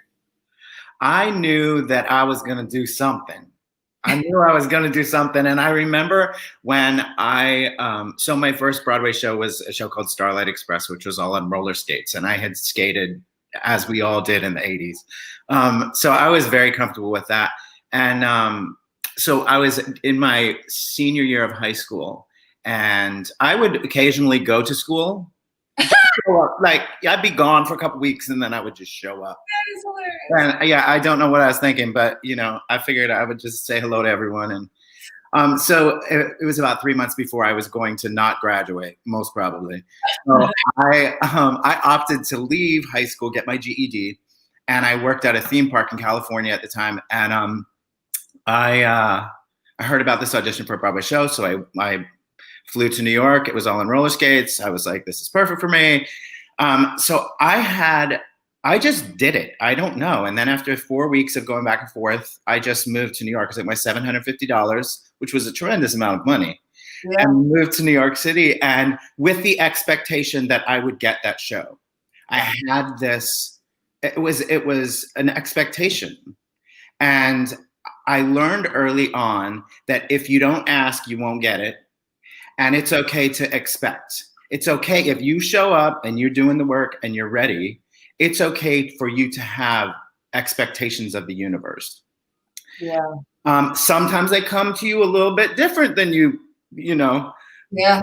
But it does happen. And so I've always been someone who just puts the plan out there, and then I'm smart enough to be still and see how it comes to me and where it's leading me. I know David was talking about rejection in that last segment, and I loved what he said about it. What I tell my kids now is that if you replace the word rejection with answer, then it gives you direction. And so that's the way that I've lived my life. Did I think I was going to open a studio and teach children? No, I did never. Nope, I didn't at all. But so as my career was kind of shifting, and I knew Wicked was the last Broadway show that I did, and I did it for 8 years in New York, which is a long time to do one show. But I knew the last 3 years of that the grace was kind of off of this season, that this time there was a shift happening. Yeah. And sometimes God has to get a sledgehammer out with me. It's if it's not in my plan, so I'll feel the tap on the shoulder. I'll hear I think we might want to step out of this. Yeah. Right. And I just a minute, and I'll keep doing that. And so finally, that's what happened. It was a sledgehammer that shot me out of my then career and down to Atlanta, and then I sat still for a year and tried to figure out who I was, because I preached for so long that if you are what you do, then when you aren't, you're not. Right. Yeah. And what I didn't realize until I had that year to sit down, I realized that I didn't know who I was outside of that, because that's the way my family labeled me. That's the way my friends labeled me. That's the way that I was introduced. I was Broadway and the TV, And so I had to sit in my stillness and reevaluate and, kind of discover who I was. And it was nice. It was scary at first, but it was nice because at the end of that period of discovery, I realized, yeah, I dig this guy. Yes. I dig this guy, and yeah, he's not perfect, and yeah, he's not always correct, or but his intention is there, and I think that's what led me to start teaching and positing that wisdom or that life experience with young people, and then it just blew up from there. I worked at some different studios here, and then I realized the authenticity of not only teaching, but taking care of their souls. Yeah. That was missing. It was a money game. Yeah. And I know this world, and I know show business. And if you don't come in with that stuff in order, you run into a lot of problems. So that was my mission. That thing that you said about that frustration can help you find your purpose, right? Mm-hmm. Because sometimes the things that we complain about so much are the things that you're supposed to be doing something about. It's because you have all the answers on the inside of you. You have the gifts, the tools, the talent, and everything to make and affect change. But we just sit back and go, oh, somebody should do something about that. Well, maybe you should do something about that. I showed this picture of you. This is kind of how I remember you from high school, actually. This is very close to that. Yeah. A franchise like none other. Wendy's, Dave Thomas, you got to love them. Even if you didn't eat burgers, everybody knew Dave. This must have been, for somebody starting out in the industry, I talk to all my guests about the domino that flips, because I believe there's many things that add to our journey and form it, but there's like that one domino that tips and it helps build the others and build a momentum. Was this kind of in that era for you? It was, and ironically enough, I got to work with him, and for about 3 years I did Wendy's commercials, and I was the Wendy's dude, and it was phenomenal because he was such a kind person. I mean, he was just, to his core, the sweetest man, and he had been adopted. Yes. And then started this adoption program or foundation that he has. And we sat many, many times on many sets and talked about adoption and how important it was, and so he planted that seed in me when I was 19, 20, 21. And I took that with me. And don't you know, I adopted my son. Yeah. And that was always an important thing for me. There he is. Here he is. He's got like the $1 million smile. I don't know if he wants to do commercials, but this baby has the $1 million smile. I tell him that daily. I tell him about the commercial thing daily, but you know, I'm his dad, so. Like, yeah, whatever that. Exactly. And your husband, Brad. And just, you know, for me, I think there's a price to pay for dream building. Let's just talk about it for a second. There's a price to pay in dream building. When Tony mentions, you know, doing a show entirely on roller skates, what you don't understand is that there's a price to pay for that. I had never seen anything like it in my life. And I've been to a bazillion shows on Broadway and then, you know, in traveling shows, Broadway shows. I never seen anything like it. Everybody, you see them there on roller skates. They would have these ramps that would go all through the theater. And I'm sitting there and you were on that night. I went, you come flying out of the balcony area down this ramp onto the stage. And I'm like, he's going to die. I just, there's no way this ends and he's not face planting in a wall somewhere. Oh, I did. It just, I mean, so I wonder when you go back, because now I know, you know, physically we deal with stuff and we deal with the ramifications of stuff. My next guest, Kirsten, she can relate, having been a top level athlete. Like, is that the price we pay for our dream? Would you do it all over again? I would absolutely 100% do it all over again. And I'll tell you one thing, I don't tiptoe toward anything in my life. And when I was on stage, no matter what role I was doing, I hit it hard. Yeah. Very hard, which is my calling card. It really is the reason I had the career that I did and the reason that my business is growing as, you know, as it is. But with that, yeah, it does. Physically, I've broken all my fingers. I broke my thumb 5 times. I broke my arm in half in that show and landed. And I got up and my hand was sitting on my arm. I've had 4 knee surgeries. I have to have both of my knees replaced next year. I've had both of my hips replaced. Yeah. Some of that I didn't know. So sorry, I wasn't ready. Yeah, I've done, but I did it hardcore. I went in for it. Let me tell you why I'm giggling, because I went home to visit my mother recently and I was digging like crazy to find some pictures from us from high school. One of the things I talk about in my book is when you're building a dream, there are bridge builders and key holders. People that will build bridges to others that can help you in your dream building process. And then key holders, people that help unlock something in you. And you were that for me. I remember, and I had pictures, I just couldn't find them. I had pictures of us. There was this idea that I wanted to do for a senior thing. And it was like if you took a medley, but it was Broadway. So it was like a medley of The Wiz meets this, meets Grease, and that. And you were just like, yeah, let's do it, whatever. Like, let's do it. And we were in my driveway and we were doing choreography. We were coming up with all this stuff. That's why I wanted to show that video before you get, it's like, she's still dancing in her living room. Like, okay.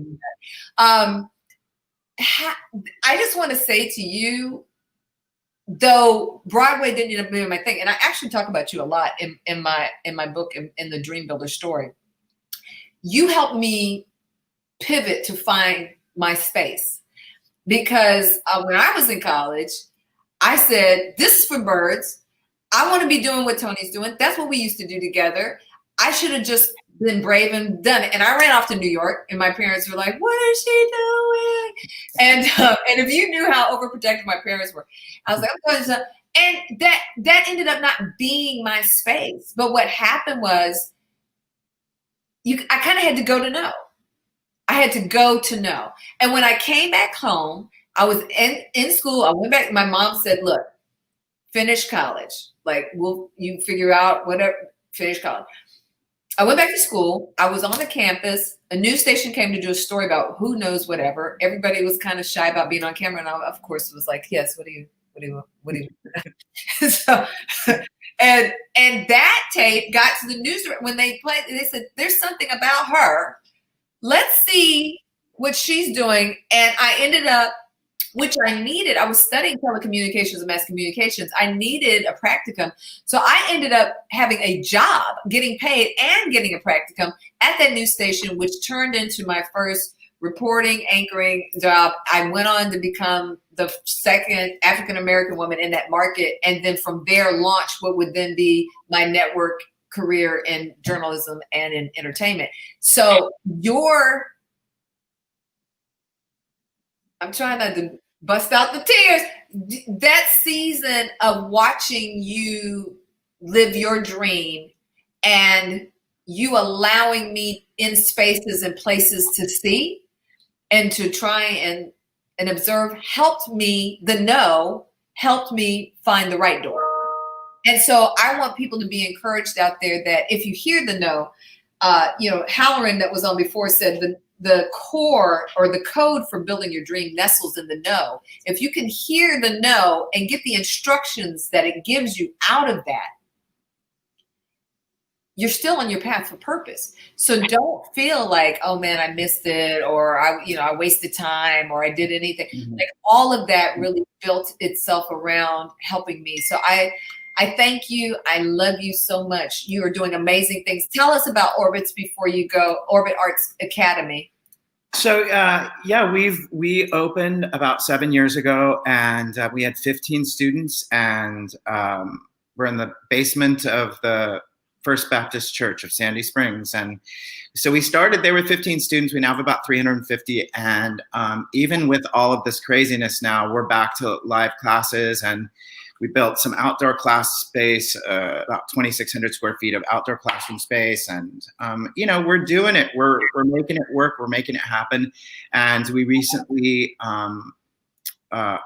acquired or are in the process of acquiring a new building, a 3-story building, 15,000 square feet. And we've had donors give us $1 million to trick that building out. And so we'll have a theater space. We'll have about 24,000 square feet of new space, theater, and a new studio space. And it's just divinely guided. I'm just, my business partner, he's like, what are you talking about? What are you doing? And, I sit in my expectations. I sit in my, I do the work, and then I just say, wait, just hold on a second. Watch. Yeah. Yeah. Because we talked offline about some redirections that happened for your good, even in acquiring the space. So I definitely want people to be encouraged about that no thing. No is not, sometimes it's for your protection and sometimes it's redirection. There's always purpose in the no. And you have to hear it. Yeah. You have to know when it's the real, you have to hear it. Yeah. And you have to respond to it. Because I think that's, the speed bumps in my life have been when I haven't. So just know that no is okay. Yes. No is okay. It's a part of the path. If you will embrace it instead of reject it, it's a part of the path. OrbitArtsAcademy.com is where you can learn more. I'm sure that anything you want to do to help sponsor them or sponsor a child or sponsor the work that they're doing would be appreciated. You can follow Anthony. Is it Anthony at Anthony Galdi? Or they can get where they can follow you, or is it at Tony? It's at Tony. At Tony Galdi. So make sure that you stay connected. I showed you on his website all the great colleagues of his from Broadway. They get to come, they get exposure to these kids get exposure to them. Really great work there and philanthropic stuff as well. So Tony, thank you so much for being a part of my dream building experience. And always and forever. I love you. I love you too, baby. All right, talk to you soon. Take care. This has been amazing, and I have more amazing to come. We are running to the roar on purpose, setting up to win in 2021.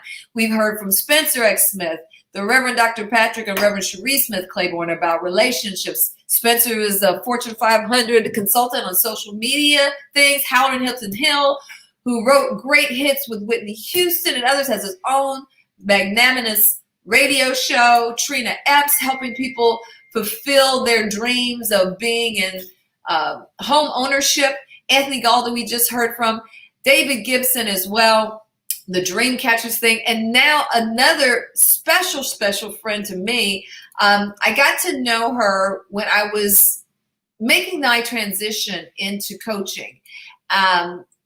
Kirsten is a Hall of Fame Division I volleyball player, a 14-year Nike executive as well. So when I was talking to Tony about understanding the price sometimes you have to pay with your body, she knows about that. For others of us, it might be our minds that are broken and melted out as well as our bodies. Same for her. She's a motivational speaker, a writer. She is a peak performance coach. She spent a decade living and traveling extensively throughout Europe, working with Nike's footwear and the human resources department. 6 years ago, she got certified through a Tony Robbins life coaching program called Strategic Intervention. That's where I met her. We were in boot camp together. We were doing boot camp. And she started coaching, motivational speaking from there. She has a weekly blog that she does, a great podcast, and she's just a good person, just a great person. So we'll talk more about her podcast that you can hear on iTunes. I want you all to get all out that radical hospitality that my tribe knows how to do so well, and all your warm and fuzzies for my next guest. Would you please welcome Kirsten Jones. Hello. So good to be with you. Glad to be with you too, and thank you. I know our time is running a little differently than projected. Such great stuff, and thank you so much for hanging. First of all, it's just great to see your face in person. Totally. We see each other online. Passing. That's it. I've been talking to people about this dream building thing, and I think for those of us who started young, I started in TV when I was like 17, 18. When you start when you're young, right? It looks a little differently than when you start building a dream, you know, when you're a little older and more seasoned.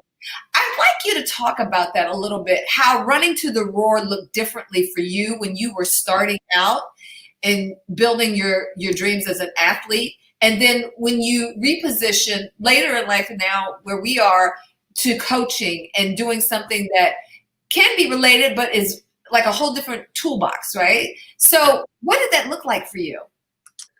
So good to be on. Thank you so much for having me. So my journey was really my parents made me take piano and ballet and do all right. And I hated every minute of it. And all I wanted to do was play sports. And my parents were very much into the arts and into supporting and all of those wonderful things, which I was in the plays and all of that as well. But I really gravitated towards sports. And so I knew at a very young age that I wanted to pursue that.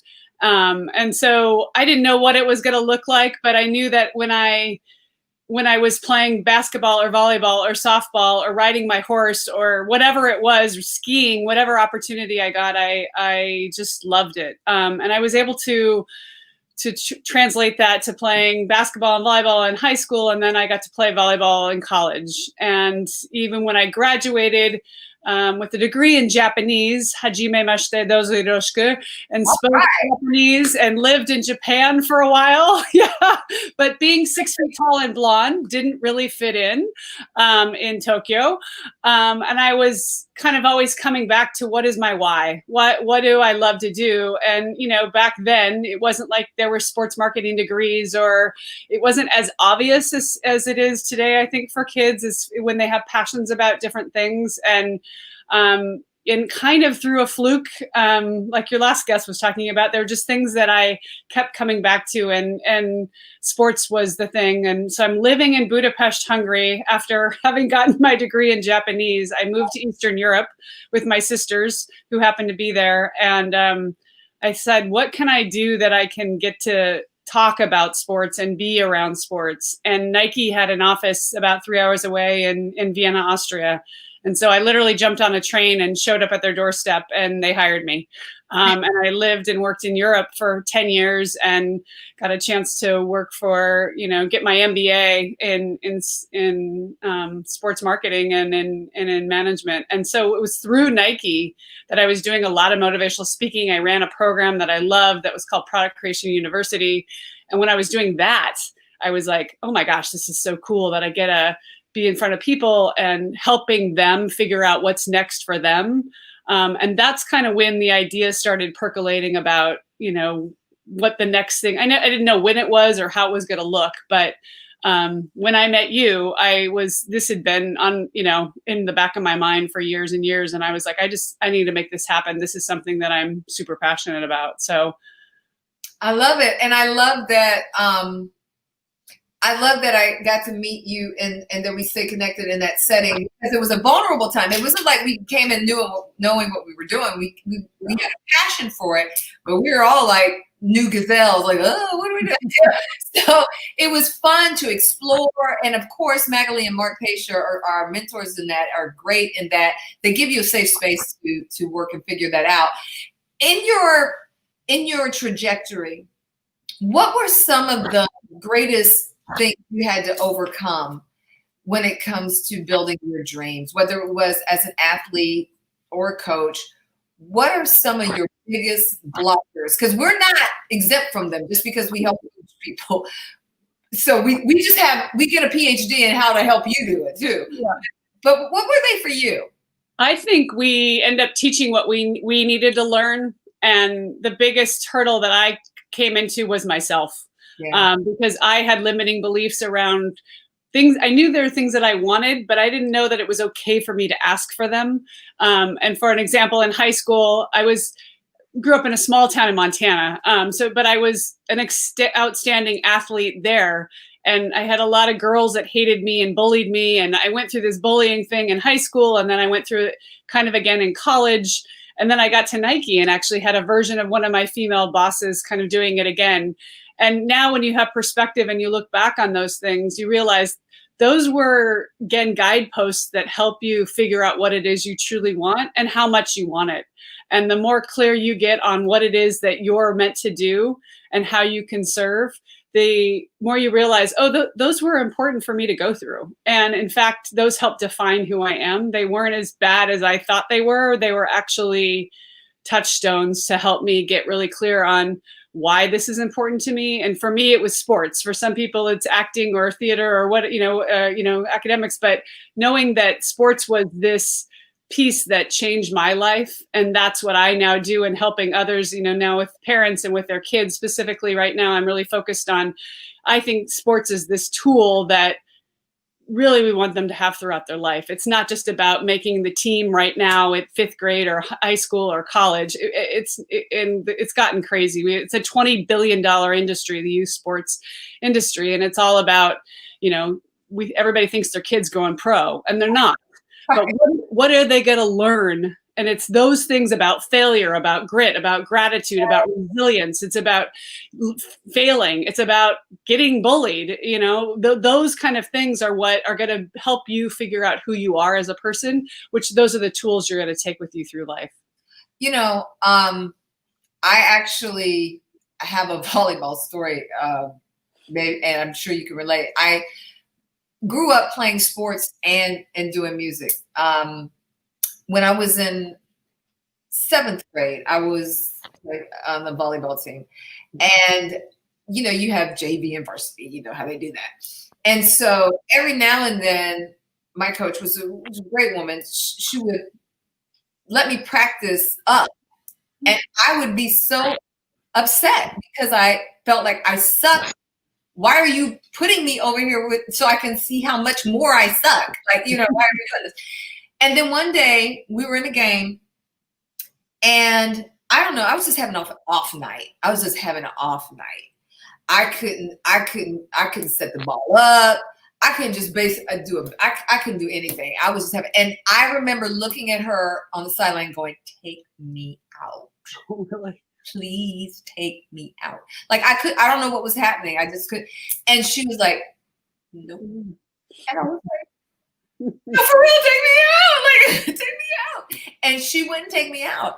And that lesson that she was like, you know, when we broke, time out, she's like, look, whatever it is, I get it, but you're going to suck it up, clear your head, and just focus on what's next.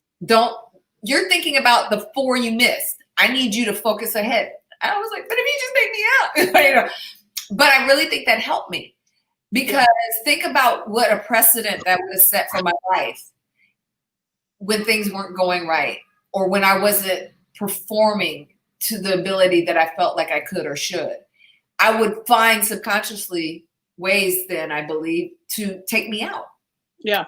Because that's what we do. When you talk about those limiting beliefs, we find ways to self-sabotage or do whatever to take you out of the game, you know? And so all struggle isn't bad. All struggle is bad. And that's, unfortunately, we're living in this society where as soon as you're uncomfortable, you go, oh, I'm uncomfortable. I'm going to get out of this situation. But what we need to do is lean into the discomfort. And when we can lean into it, that's when the lesson happens. So if you bail before the lesson, then you miss the whole point, right? And what a great coach that she allowed you to live through and move through your discomfort. Yeah. Right? Yes. And I love that because it mirrors a lot of, I did a couple of shows where we were just talking about how to talk so people would listen and how to listen so people would talk. And these times of trying to figure out where do we go next as a country and race relations. And, you know, that was the one of the things that I kept trying to hear was how willing are we to lean into the discomfort? You know, it's going to be uncomfortable and you'll be okay. But if we practice not being a discomfort or uncomfortable, then we'll think that when we are uncomfortable, something's wrong. So then you exit left or right instead of saying, oh no, these are cues and clues for me to stay alert, pay attention, assess, kind of do some self-exploration, which is a good thing. Running to the roar these days, what does that look like for you as a coach, as a peak performance coach who's done so much, traveled extensively? What does running to the roar look like for you now? Leaning into my discomfort right now, particularly with COVID, and it's one of those things like, can you believe 7 months later we're still talking about this, and we don't know when the end is. So what I talk a lot about with my clients and when I speak is around figuring out what you can do right now in the middle of a pandemic, leaning into something new, figuring out that there are a lot of things that are born during chaotic times. In 2008 with financial crisis, Instagram, Pinterest, Uber, like all of these brands were created out of that discomfort, out of those things going wrong. So right now, as much as we say, well, I can't do anything because I'm stuck at home and I can't do anything because I don't know what's next, au contraire, flip it over and say, what is it that you're curious about? What is it that you really want to get better at? What are you creating? We're better when we're creating. We have a tendency when we get to fear, we shut down, right? We say, oh, I'm out. They got the pandemic. I can't do anything. But why don't you just lean into that edge and say, what is it that I could really get better at and really figure out? Bike sales are going through the roof. Guitar sales are going through the roof. There are people that are like, hey, this is a good time to figure out and learn something new. With our kids, it's easy to say, oh, well, they're stuck at home and they're on video games. And my 16-year-old was like, yeah, that's all I'm doing is playing video games. And you notice this like snarl and he's not really happy to talk to or anything. And what are you contributing? Right. Figure out some way that you can contribute to somebody else. And sure enough, the little next door neighbor boy who wants to play basketball comes and knocks on the door. Well, now my son's out there once a week and he's coaching him. And the little boy is over the moon that he's getting this 16-year-old's attention for a whole hour every Sunday. And it makes my 16-year-old feel amazing. He's like, oh, wow, I'm getting out of, away from the video game and I'm contributing to somebody else. Yeah. So what are the ways that we can get out of our own we have our little track and this is what I have to know. This is a perfect opportunity to get uncomfortable. For me personally, I'm working on a book. I wrote the whole, proposal. I submitted it last January and I got crickets. I worked with a coach. I had spent a year doing it. I've had a dream to do that for a long time. And it wasn't quite me. And so I sat on it for 8 months and, well, it's the pandemic and I'm going to wait for it to end. And, I pulled it out 3 months ago and I found another coach and I said, no, either you can be somebody who's written a book or you can be a writer. And I'm like, I want to be a writer. I want to write something that I'm really proud of. The universe gets to decide whether anybody wants to read it or not. But I'm now pulling that all apart and working really hard. So that makes me very uncomfortable. It's much easier to say, you know what? Yeah, I got a lot going on with the COVID and this and that. I'm just going to wait. No, don't wait. So today, on purpose, what is it that you're doing today that is in service of that dream, in service of that vision, in service of that? You get the little tap, tap, tap on the shoulder of, I've kind of always liked this. Well, get curious. What is that? Is it curiosity? Yes. Right? Curiosity and leaning into that. I mean, maybe it doesn't mean like tomorrow you're going to be an Academy Award winning actress or tomorrow you're going to flip careers from one thing to another. But it does mean that you can start to put the tracks in place and start to, and maybe it's not a full career shift, but it's an outlet that you've never, tapped into before. And that's what's going to truly make you on purpose and make you excited about who you are. Yeah. And then that's going to attract everybody to you because they're like, oh my gosh, she's amazing. I need to be near her. Who is she? And then all of a sudden the universe is like showering you with everything you really wanted or things you didn't even know you wanted. I love that. Things you didn't even know you wanted. Yeah. And coach, you know the value of coaching. You know the value of what we offer. What are the things that you hear back from clients about how coaching, particularly our strand, I really love our strand of strategic intervention because it's so focused first on strategy, intervention, obviously, and the shift. It's about the pivot. Yeah. That is the thing I live for. When I see somebody's eyes, and they may not even move, but you just see their eye brighten. I just got it. Like, I just got it. I live for that. What do your clients tell you about the benefits they feel they get out of working with a coach? Yeah, great question. And it's the same thing as the reason why when I was struggling writing my book for 3 years by myself, and then I was like, wait, have you ever written a book before? No. So why do you think you know how to write one, right? But that's what we do, right? Oh, I need to lose 10 pounds. Well, I'm just going to do it on my own. I'm going to suck it up and I'm going to suffer through this. Well, why not find somebody who can be an accountability partner at the very least? But, at the best, you get a trainer and you get somebody to give you some tools so that you have an arsenal. And that's what when I work with clients, I like to think of it as a tool belt. And I'm basically giving you tools so that when you're in the real world, out in the scenario, you hear like my little voice in the back of your head going, okay, what would Kirsten say about this? Oh, Kirsten would say, I need to use this tool. And same with you. I love to see the aha moments that they have when they realize what it is that they need to do. And usually it's something very simple. I mean, that's about our type of coaching as well. Is it's actually, it comes from within the person. They provide their own answer, right? They know what it is that they need to do, but they just needed somebody to help them bring it out. And when you have that epiphany of, oh my gosh, all I needed to do was this, all I needed to do was ask for what I really wanted, but I haven't been asking. Why haven't I been asking? Because I'm afraid. Why am I afraid? Because what if I actually get it? Here's that, right. And I love your website. Get your family. We're playing in the waves. Feeling of freedom. And Kirsten's website was on her banner, but I'll put it up again. KirstenJonesInc.com. I know that you also have a terrific podcast that you're excited about as well. So many things that you all can explore within Kirsten's Peak Performance Coach umbrella.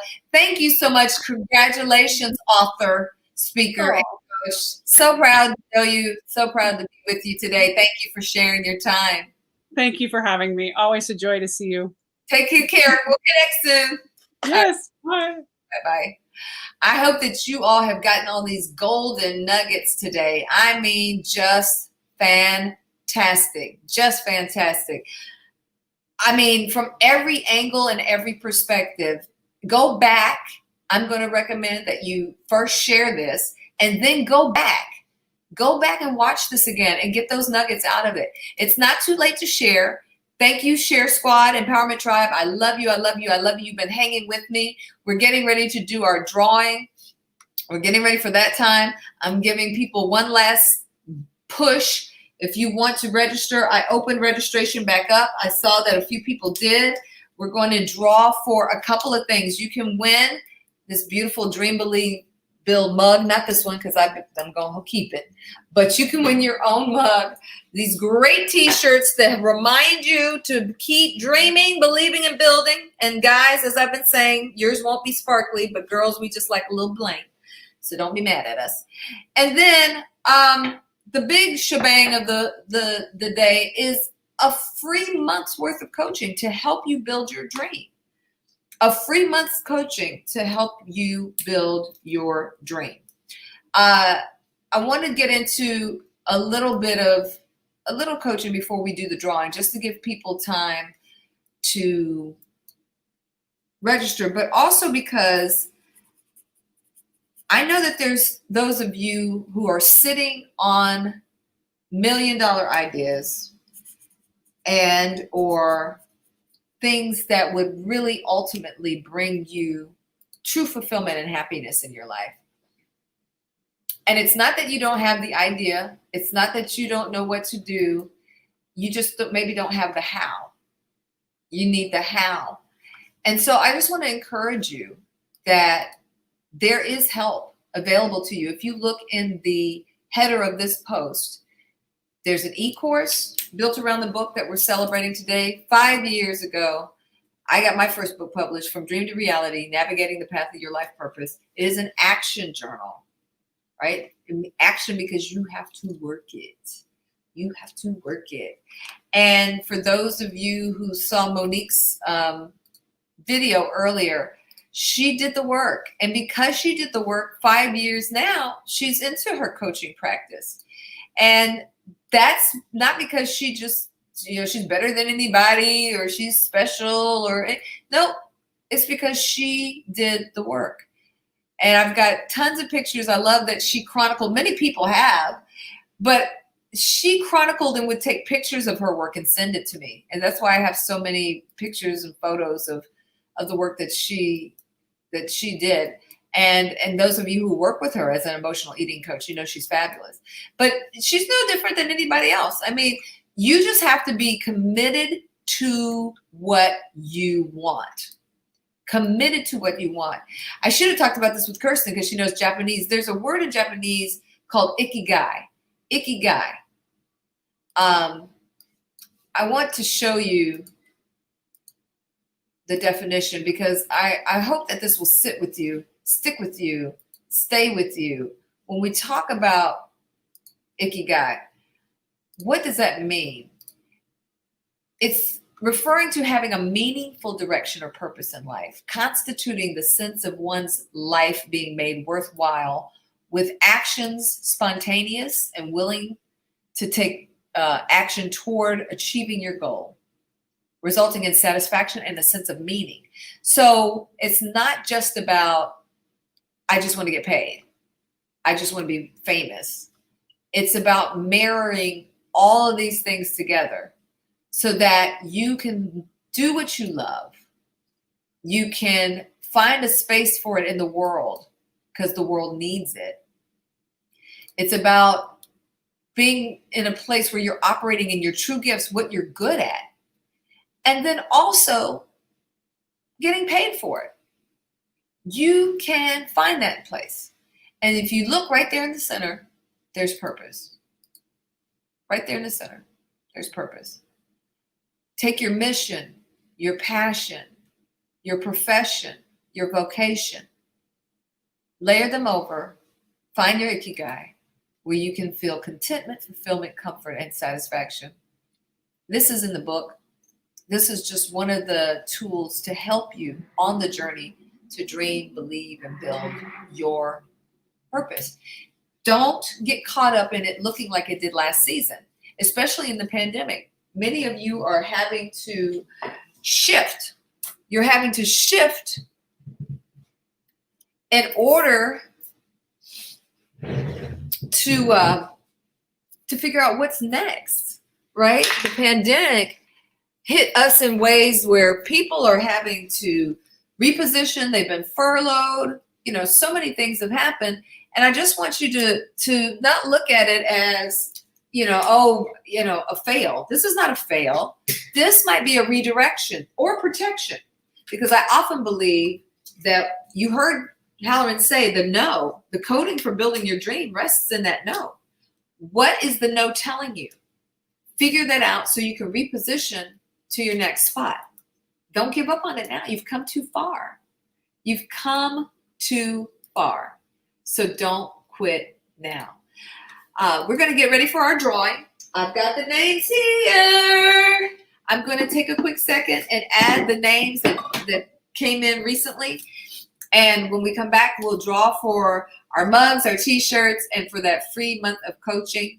But right now, I want you to hear from a colleague, Tony Lacey, who has used the power of coaching to help him really propel himself forward in his business and in his health and well-being, because he knew that I'm good, but if I just stay here, that will become the enemy to my great. So he wanted to move from good to great, and he's going to tell you why a coach helped him do that.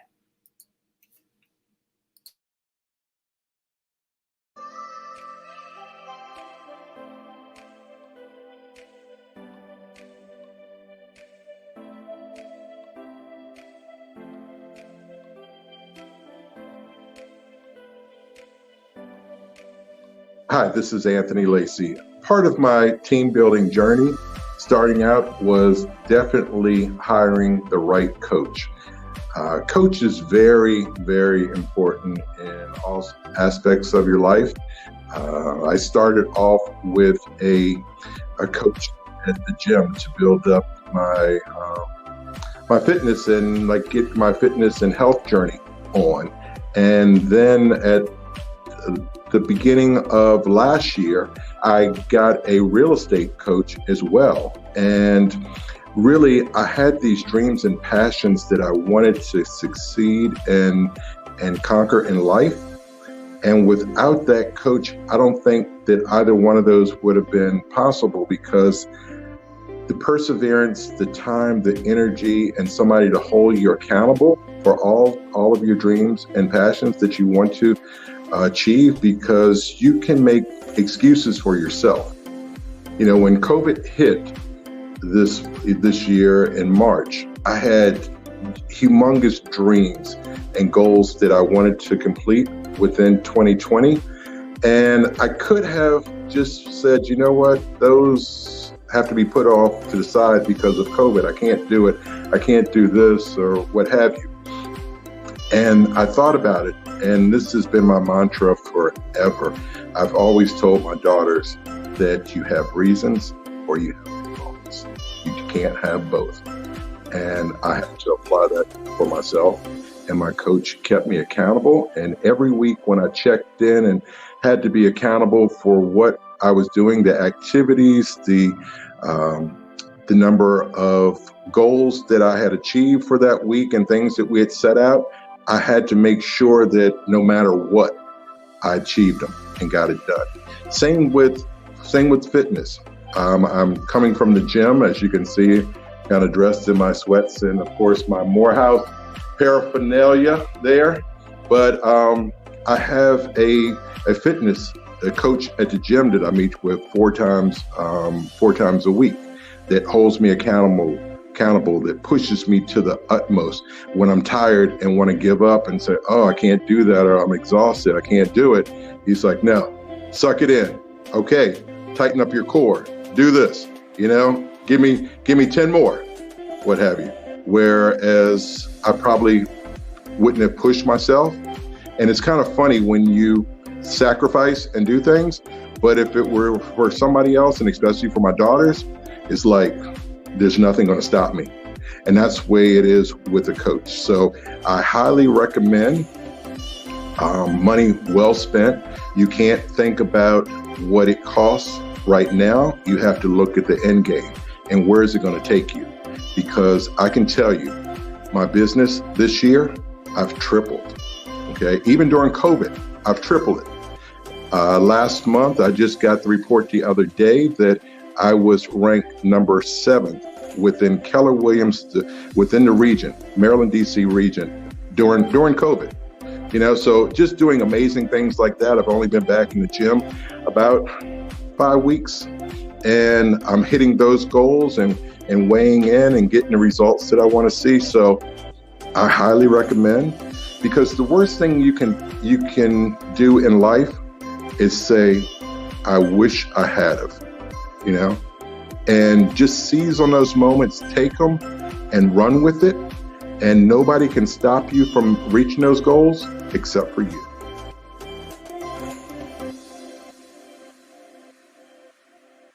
Nobody can stop you from reaching your goals but you. Is that right? That's right. Our mascot has come to say hello.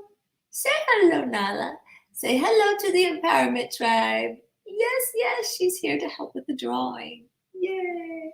She just got up from her nap, so she's looking a little like, I have all the names here. I saw that some of you said that you were too late from the drawing. I did open it back up, but remember, no is not a delay, a denial. It's just a delay.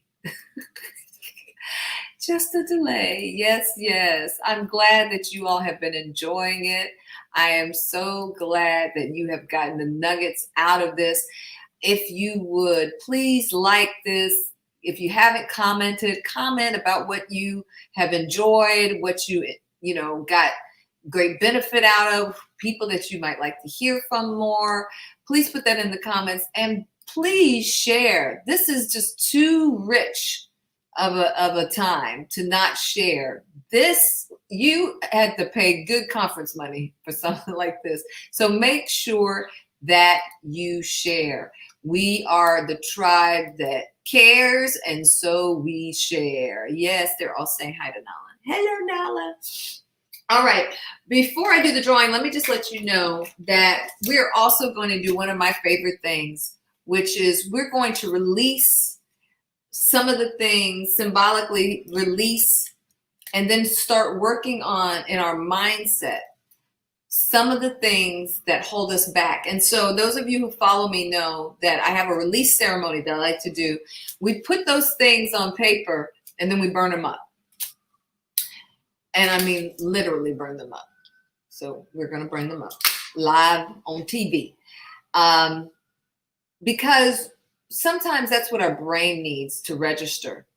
And then there's also energy that happens with that. Fire is purifying. Fire is refining. And so when we do that, it's not just symbolic, but it also helps us wrap our minds around it and in the spirit connect and let go of what we don't need to hold on to what we do need. I've been enlightened and inspired. I'm so glad, Vonda. I'm so glad. Great nuggets. I'm so glad. So glad.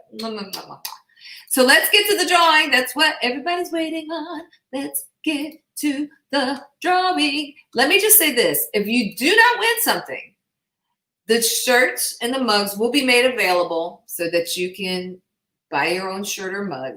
If you don't win the coaching, you can always reach out and get a coach, right? I've got one-to-one coaching. I do men's coaching. I do women's coaching. If you don't want to work with the men, you don't want to work with the women, you want your own thing, I offer that too. So there's always a way to get what you need. There's always a way to get what you need. All right. All right, let's do it. Let's do it. Let's do it. Let's do it. Let's do it. Let's do it. Let's do it. I feel like we should play our theme song. I almost feel like we should go out on our theme song too. So maybe that's what we'll do at the end of the show. We'll play our dance video one more time just to go out. Yeah, maybe. Y'all tired of hearing it? Should we do it again? I think we should do it again. All right. So first, we are going to draw for the books. The books. This is the tool that can help you get to where you need to go. This is the tool that can help you get to where you need to go. Seriously. If you work it, it will work for you. We have a Facebook group. We have the Empowerment Tribe. You have coaching. It also has an eCOURSE. But if you will work it, so don't devalue this. I can put $100 in one person's hand and they can go turn that into $1 million. I can put $100 in another person's hand and they can just squander it and not respect it and do nothing with it. So it's not about the tool. It's about how you work it. All right. So what am I telling you? I'm telling you to work it. All right. Be the light. Work the work. I'm losing sight because I'm falling. First book. I'm so deep down. Deep down. Pamela Gill! Congratulations, you get the book. You get the book. You get the book. Put your name in the book. So I keep that straight. Next.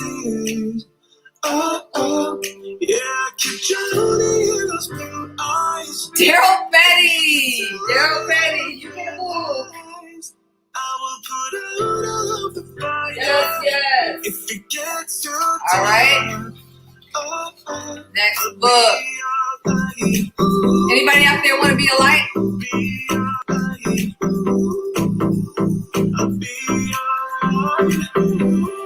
When it gets too dark, I'll be your light. Next book goes to Paola Williams. Woo! All right. Now let me tell you. Might get a mug. I can carry all that you've got. Two of your hearts is not allowed. Samara Jackson. We stumble and fall. Last book.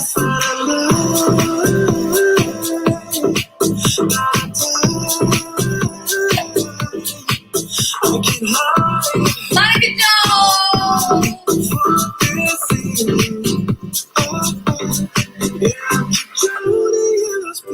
T-shirt. And you can tell me all of your lies. I will put out all of the fire. If it gets too dark, I'll be your light. Trina S. T-shirt. All right.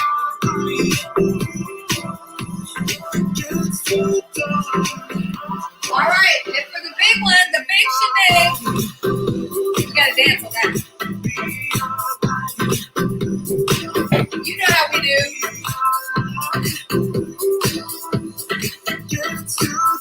We're coaching. I am running for you. I am running for you. I am running for you. If it gets too dark,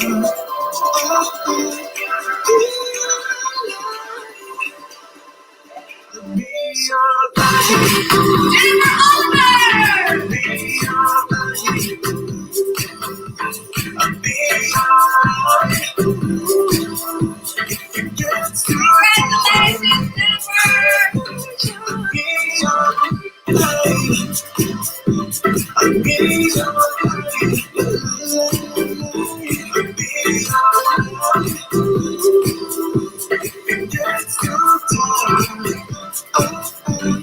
Be your light. Yes, when it gets too dark, I'll be your light. Congratulations, everybody.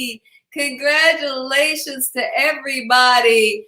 What a great, this was more than Mindset Monday. I'm glad you got those nuggets.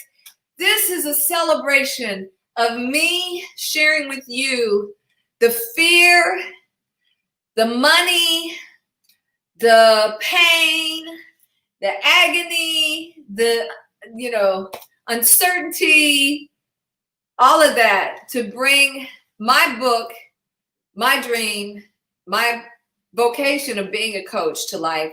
And I am so committed to you doing the same. So yay, yay to everybody. Yes, you're welcome.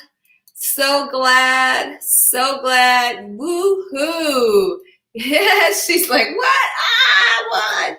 Yes, you did. And thank you to everybody who registered. We'll be doing some more stuff. So don't be dismayed. You know, I'm a giver. I'm a giver. So yes. Congratulations to everyone. Leola says, congratulations, Jeanette. How amazing your gift has blessed so many. I'm so thankful our paths crossed. Your time, your coaching, your passion, and helping people see and live their dream is fantastic. Love you. May God continue to bless you. Congratulations. Thank you so much. Thank you so much. And I have to also go back and shout out. I was trying to shout out my brother. I saw that my brother was on the feed earlier congratulating me. So love you, Mark. Thank you for the ways you've supported and helped me build my dream. I love you to life. Thank you, brother. Thank you, brother. Mark Chernley, love you. Thank you. Congratulations, and congratulations to all the winners. Absolutely. So let's do our release ceremony now. I don't want to give y'all my book. My book has my notes in it. All right, here's everybody's books. T-shirt, coaching. The throwback. Some of you who've been with me a long time remember these. The throwback, dream, believe, and build. All right, let us do it. I need you to type into the chat, what's that thing you're going to release so that you can go into 2021 not letting that be an excuse for building your dream. Tony said you either have reasons or you have results. So what do you want? Reasons or results? What are we doing? What are you going to let go so that you can get results? That's the key. What are you going to let go? You still have your bracelets, Monique? Yes, me too. I see worry. Okay, I'm writing that down. I see worry.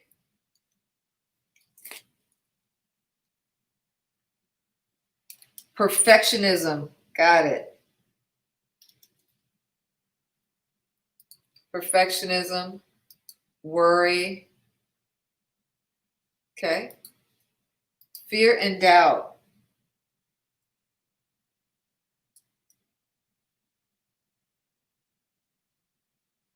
Got it. Procrastination.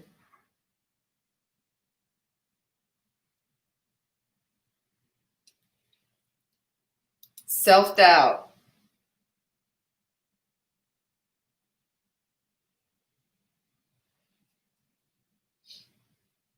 Okay. Anybody else? Anyone else? That's the thing. You got to be able to call it out so you can replace it. All right. All right. Aversion to uncertainty. I see you. I see you. Okay. Anybody else? I'm getting ready to crumple it up. Yes, we're reaching for hope. You're already doing the next one. The next one was I was going to release, what we're pulling in. We're going to pull in hope. Okay. So what do y'all want to pull in? She already started my next list. What are you going to pull in?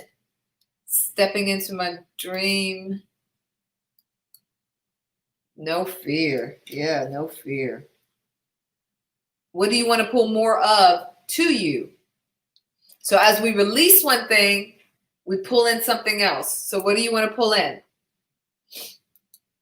We're going to let go of unbelief. I see you. I see you. What do you want to pull more of? Miss Helen says she's going to pull in hope. I'm going to put down courage, because I need y'all run into the roar with courage. You might have a little fear, but fear doesn't replace courage. You feel the fear and you go anyway, right? Jennifer says self-love, hope, courage, self-love. What else do you all want to pull in? Love, strength, mental strength.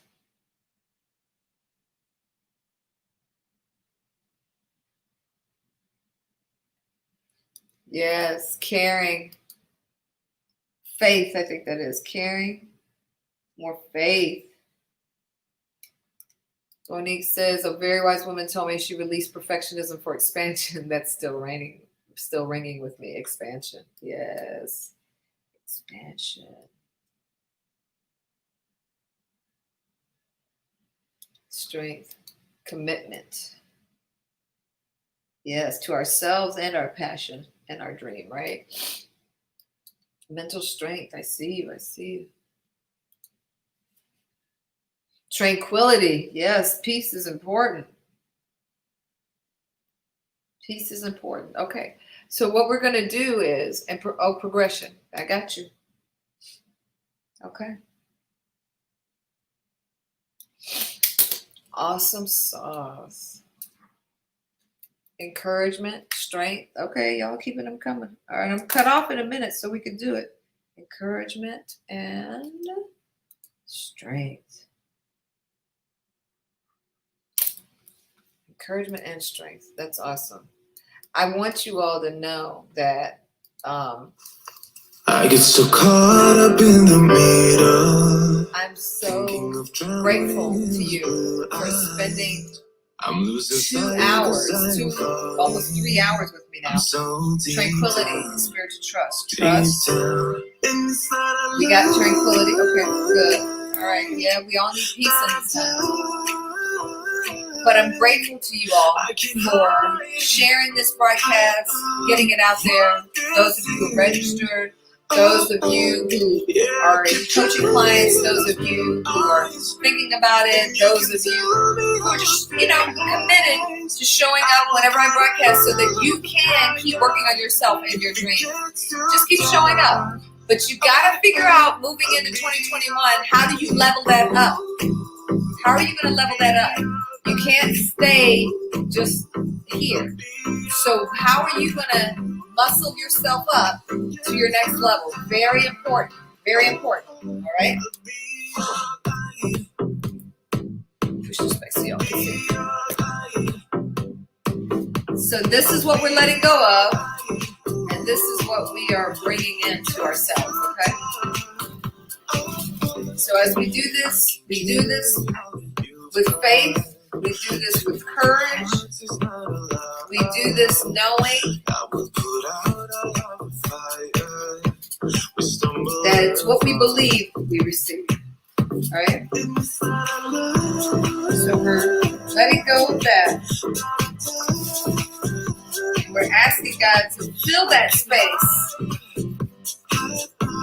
with the things that we need to move forward.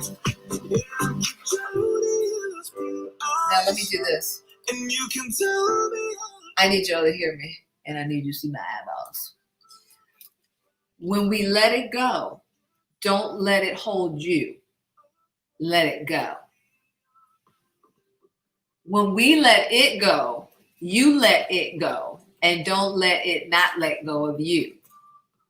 So when it shows back up, no matter what it is, fear, disbelief, uncertainty, whatever those things are, you address it. It can't come back and live with you anymore. It's just like if you kick somebody out of your house and they showed back up, would you just let them back in? Would you just leave the door unlocked so that they could come back in? No, you'd be like, why are you back here? We already had this conversation. You can't live here anymore. That is what you have to do with your mindset. Procrastination, self-doubt, fear, perfectionism, worry, unbelief, when they show up, you have to kick them back out. You can't open the door and tell them to go go to the room, go get a sandwich, make yourself comfortable on the couch. You have to kick them out. So when we let it go, you let it go and let it stay gone. All right. I just felt like I needed to emphasize that because some of y'all would let them back in. We're not letting them back in. We're not. They can't come back.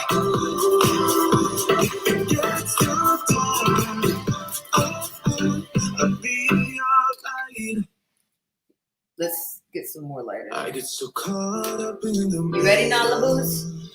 Thinking of drowning in this blue eye. I'm losing sight because I am falling. I'm so deep down. We believe we receive deep it. Down. Yeah. Gone, gone, gone. Gone, gone, gone. I can hide and we receive in what we do need. Okay? It's done. It's done, y'all. It is done. It is done. It is so. It is so. It is so. It is so. It is so. It is so. And I declare right now, with everything that I believe and all the power that works in me, that you will move forward in purpose. You will move forward in passion. 2021 will be a time of reckoning for you in terms of moving full throttle into the things that you've been sitting on. This will be a time for you to no longer sit in self-doubt and unbelief. This will be a time where you won't care about hearing no. You won't care about making mistakes. You're going to pick yourself up and say, well, oops, well, I fell forward. At least I learned something. You're going to remember that the coding for your dream building is nestled in the no, so that you pull out the instructions that you need in that no to move yourself forward, to propel yourself forward. You're going to be a builder of dreams, not just 1, 2, 3, 4. You're going to be a builder of dreams, not only yours, but those of others. The overflow will be so full in you that you will be a blessing to everyone you come in contact with. That is part of your legacy moving forward as a dream builder, and will have nothing less. You are a light, because when it gets too dark, we need the light, and you all are the lights. You all are the lights. You all are the lights. I hope y'all heard me.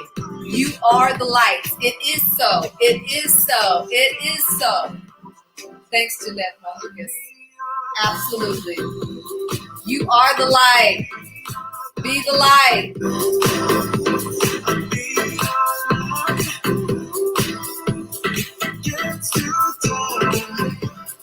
Thank you to all my fabulous guests.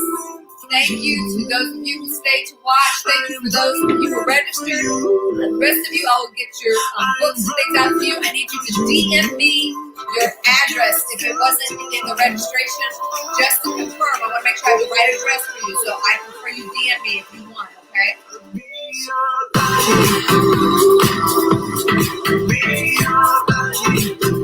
Yes, yes.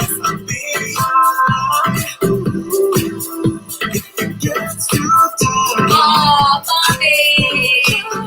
Thanks, Mom!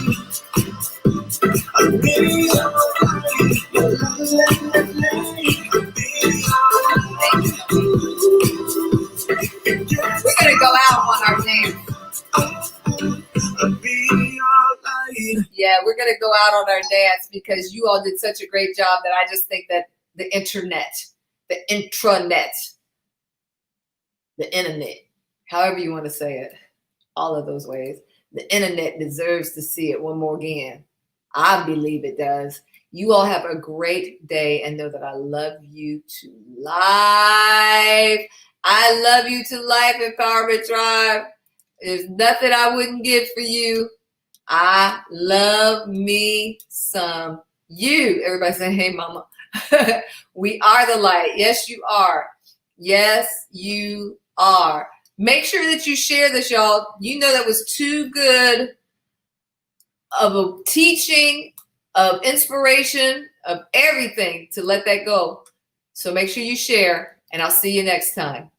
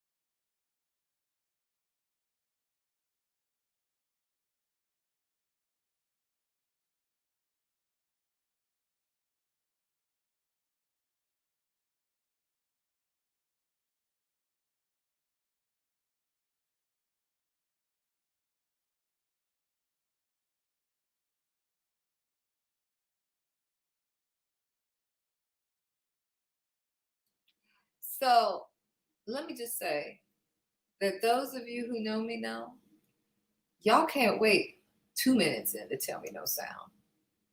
Y'all know better. Mama gonna get y'all. Mama going to get y'all. Mama gonna get y'all.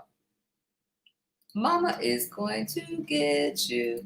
Because we can't go out like that. We've had a fabulous 2 hours. So we're not going out like that. Am I right? Am I right? Am I right? I'm right. All right. So we're gonna go out right. Let me get it for you. Let me do it like this.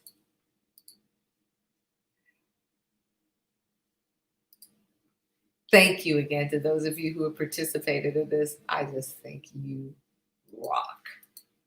Like rock, for real. You're rock stars in my book. You're totally rock stars. So I want you to know that I'm going to make this available in the Empowerment Tribe group. So if you missed it, or if there's those of you want somebody to see it, you'll be able to share it and share it with them, which I think you should, because heck, you did a really great job. You put in a lot of work and people should see it. So we want to make sure that people see it. So yeah, I'll post that in there for you. And so let me make sure the audio is shared on that end. So now you should be able to hear, and away we go. Love y'all. Ain't it fascinating?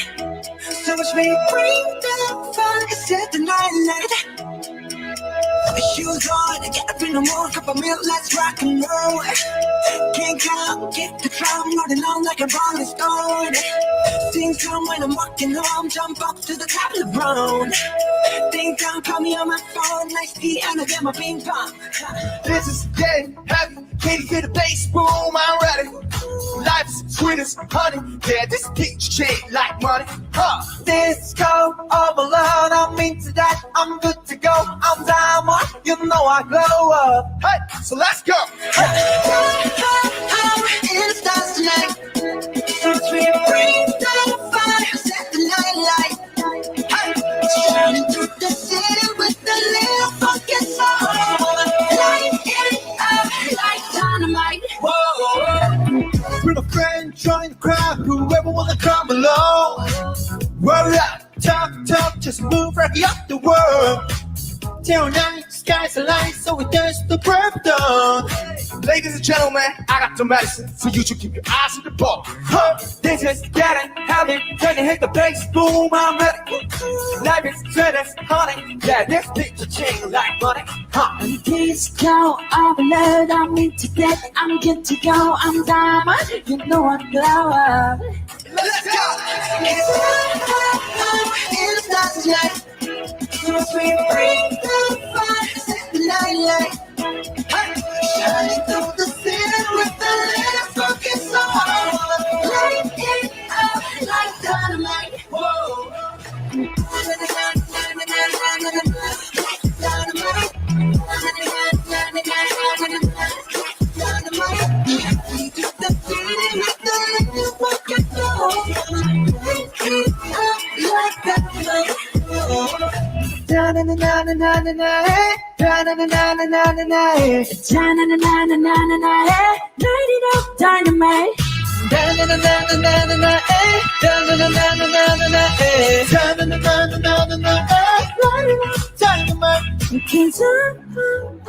It's just night. So to bring the fire, set the night light. Shining through the city with the little funky soul. Light it up like dynamite. It's just night. So to bring the fire, set the night light. Shining through the city with the little funky soul. Light it up like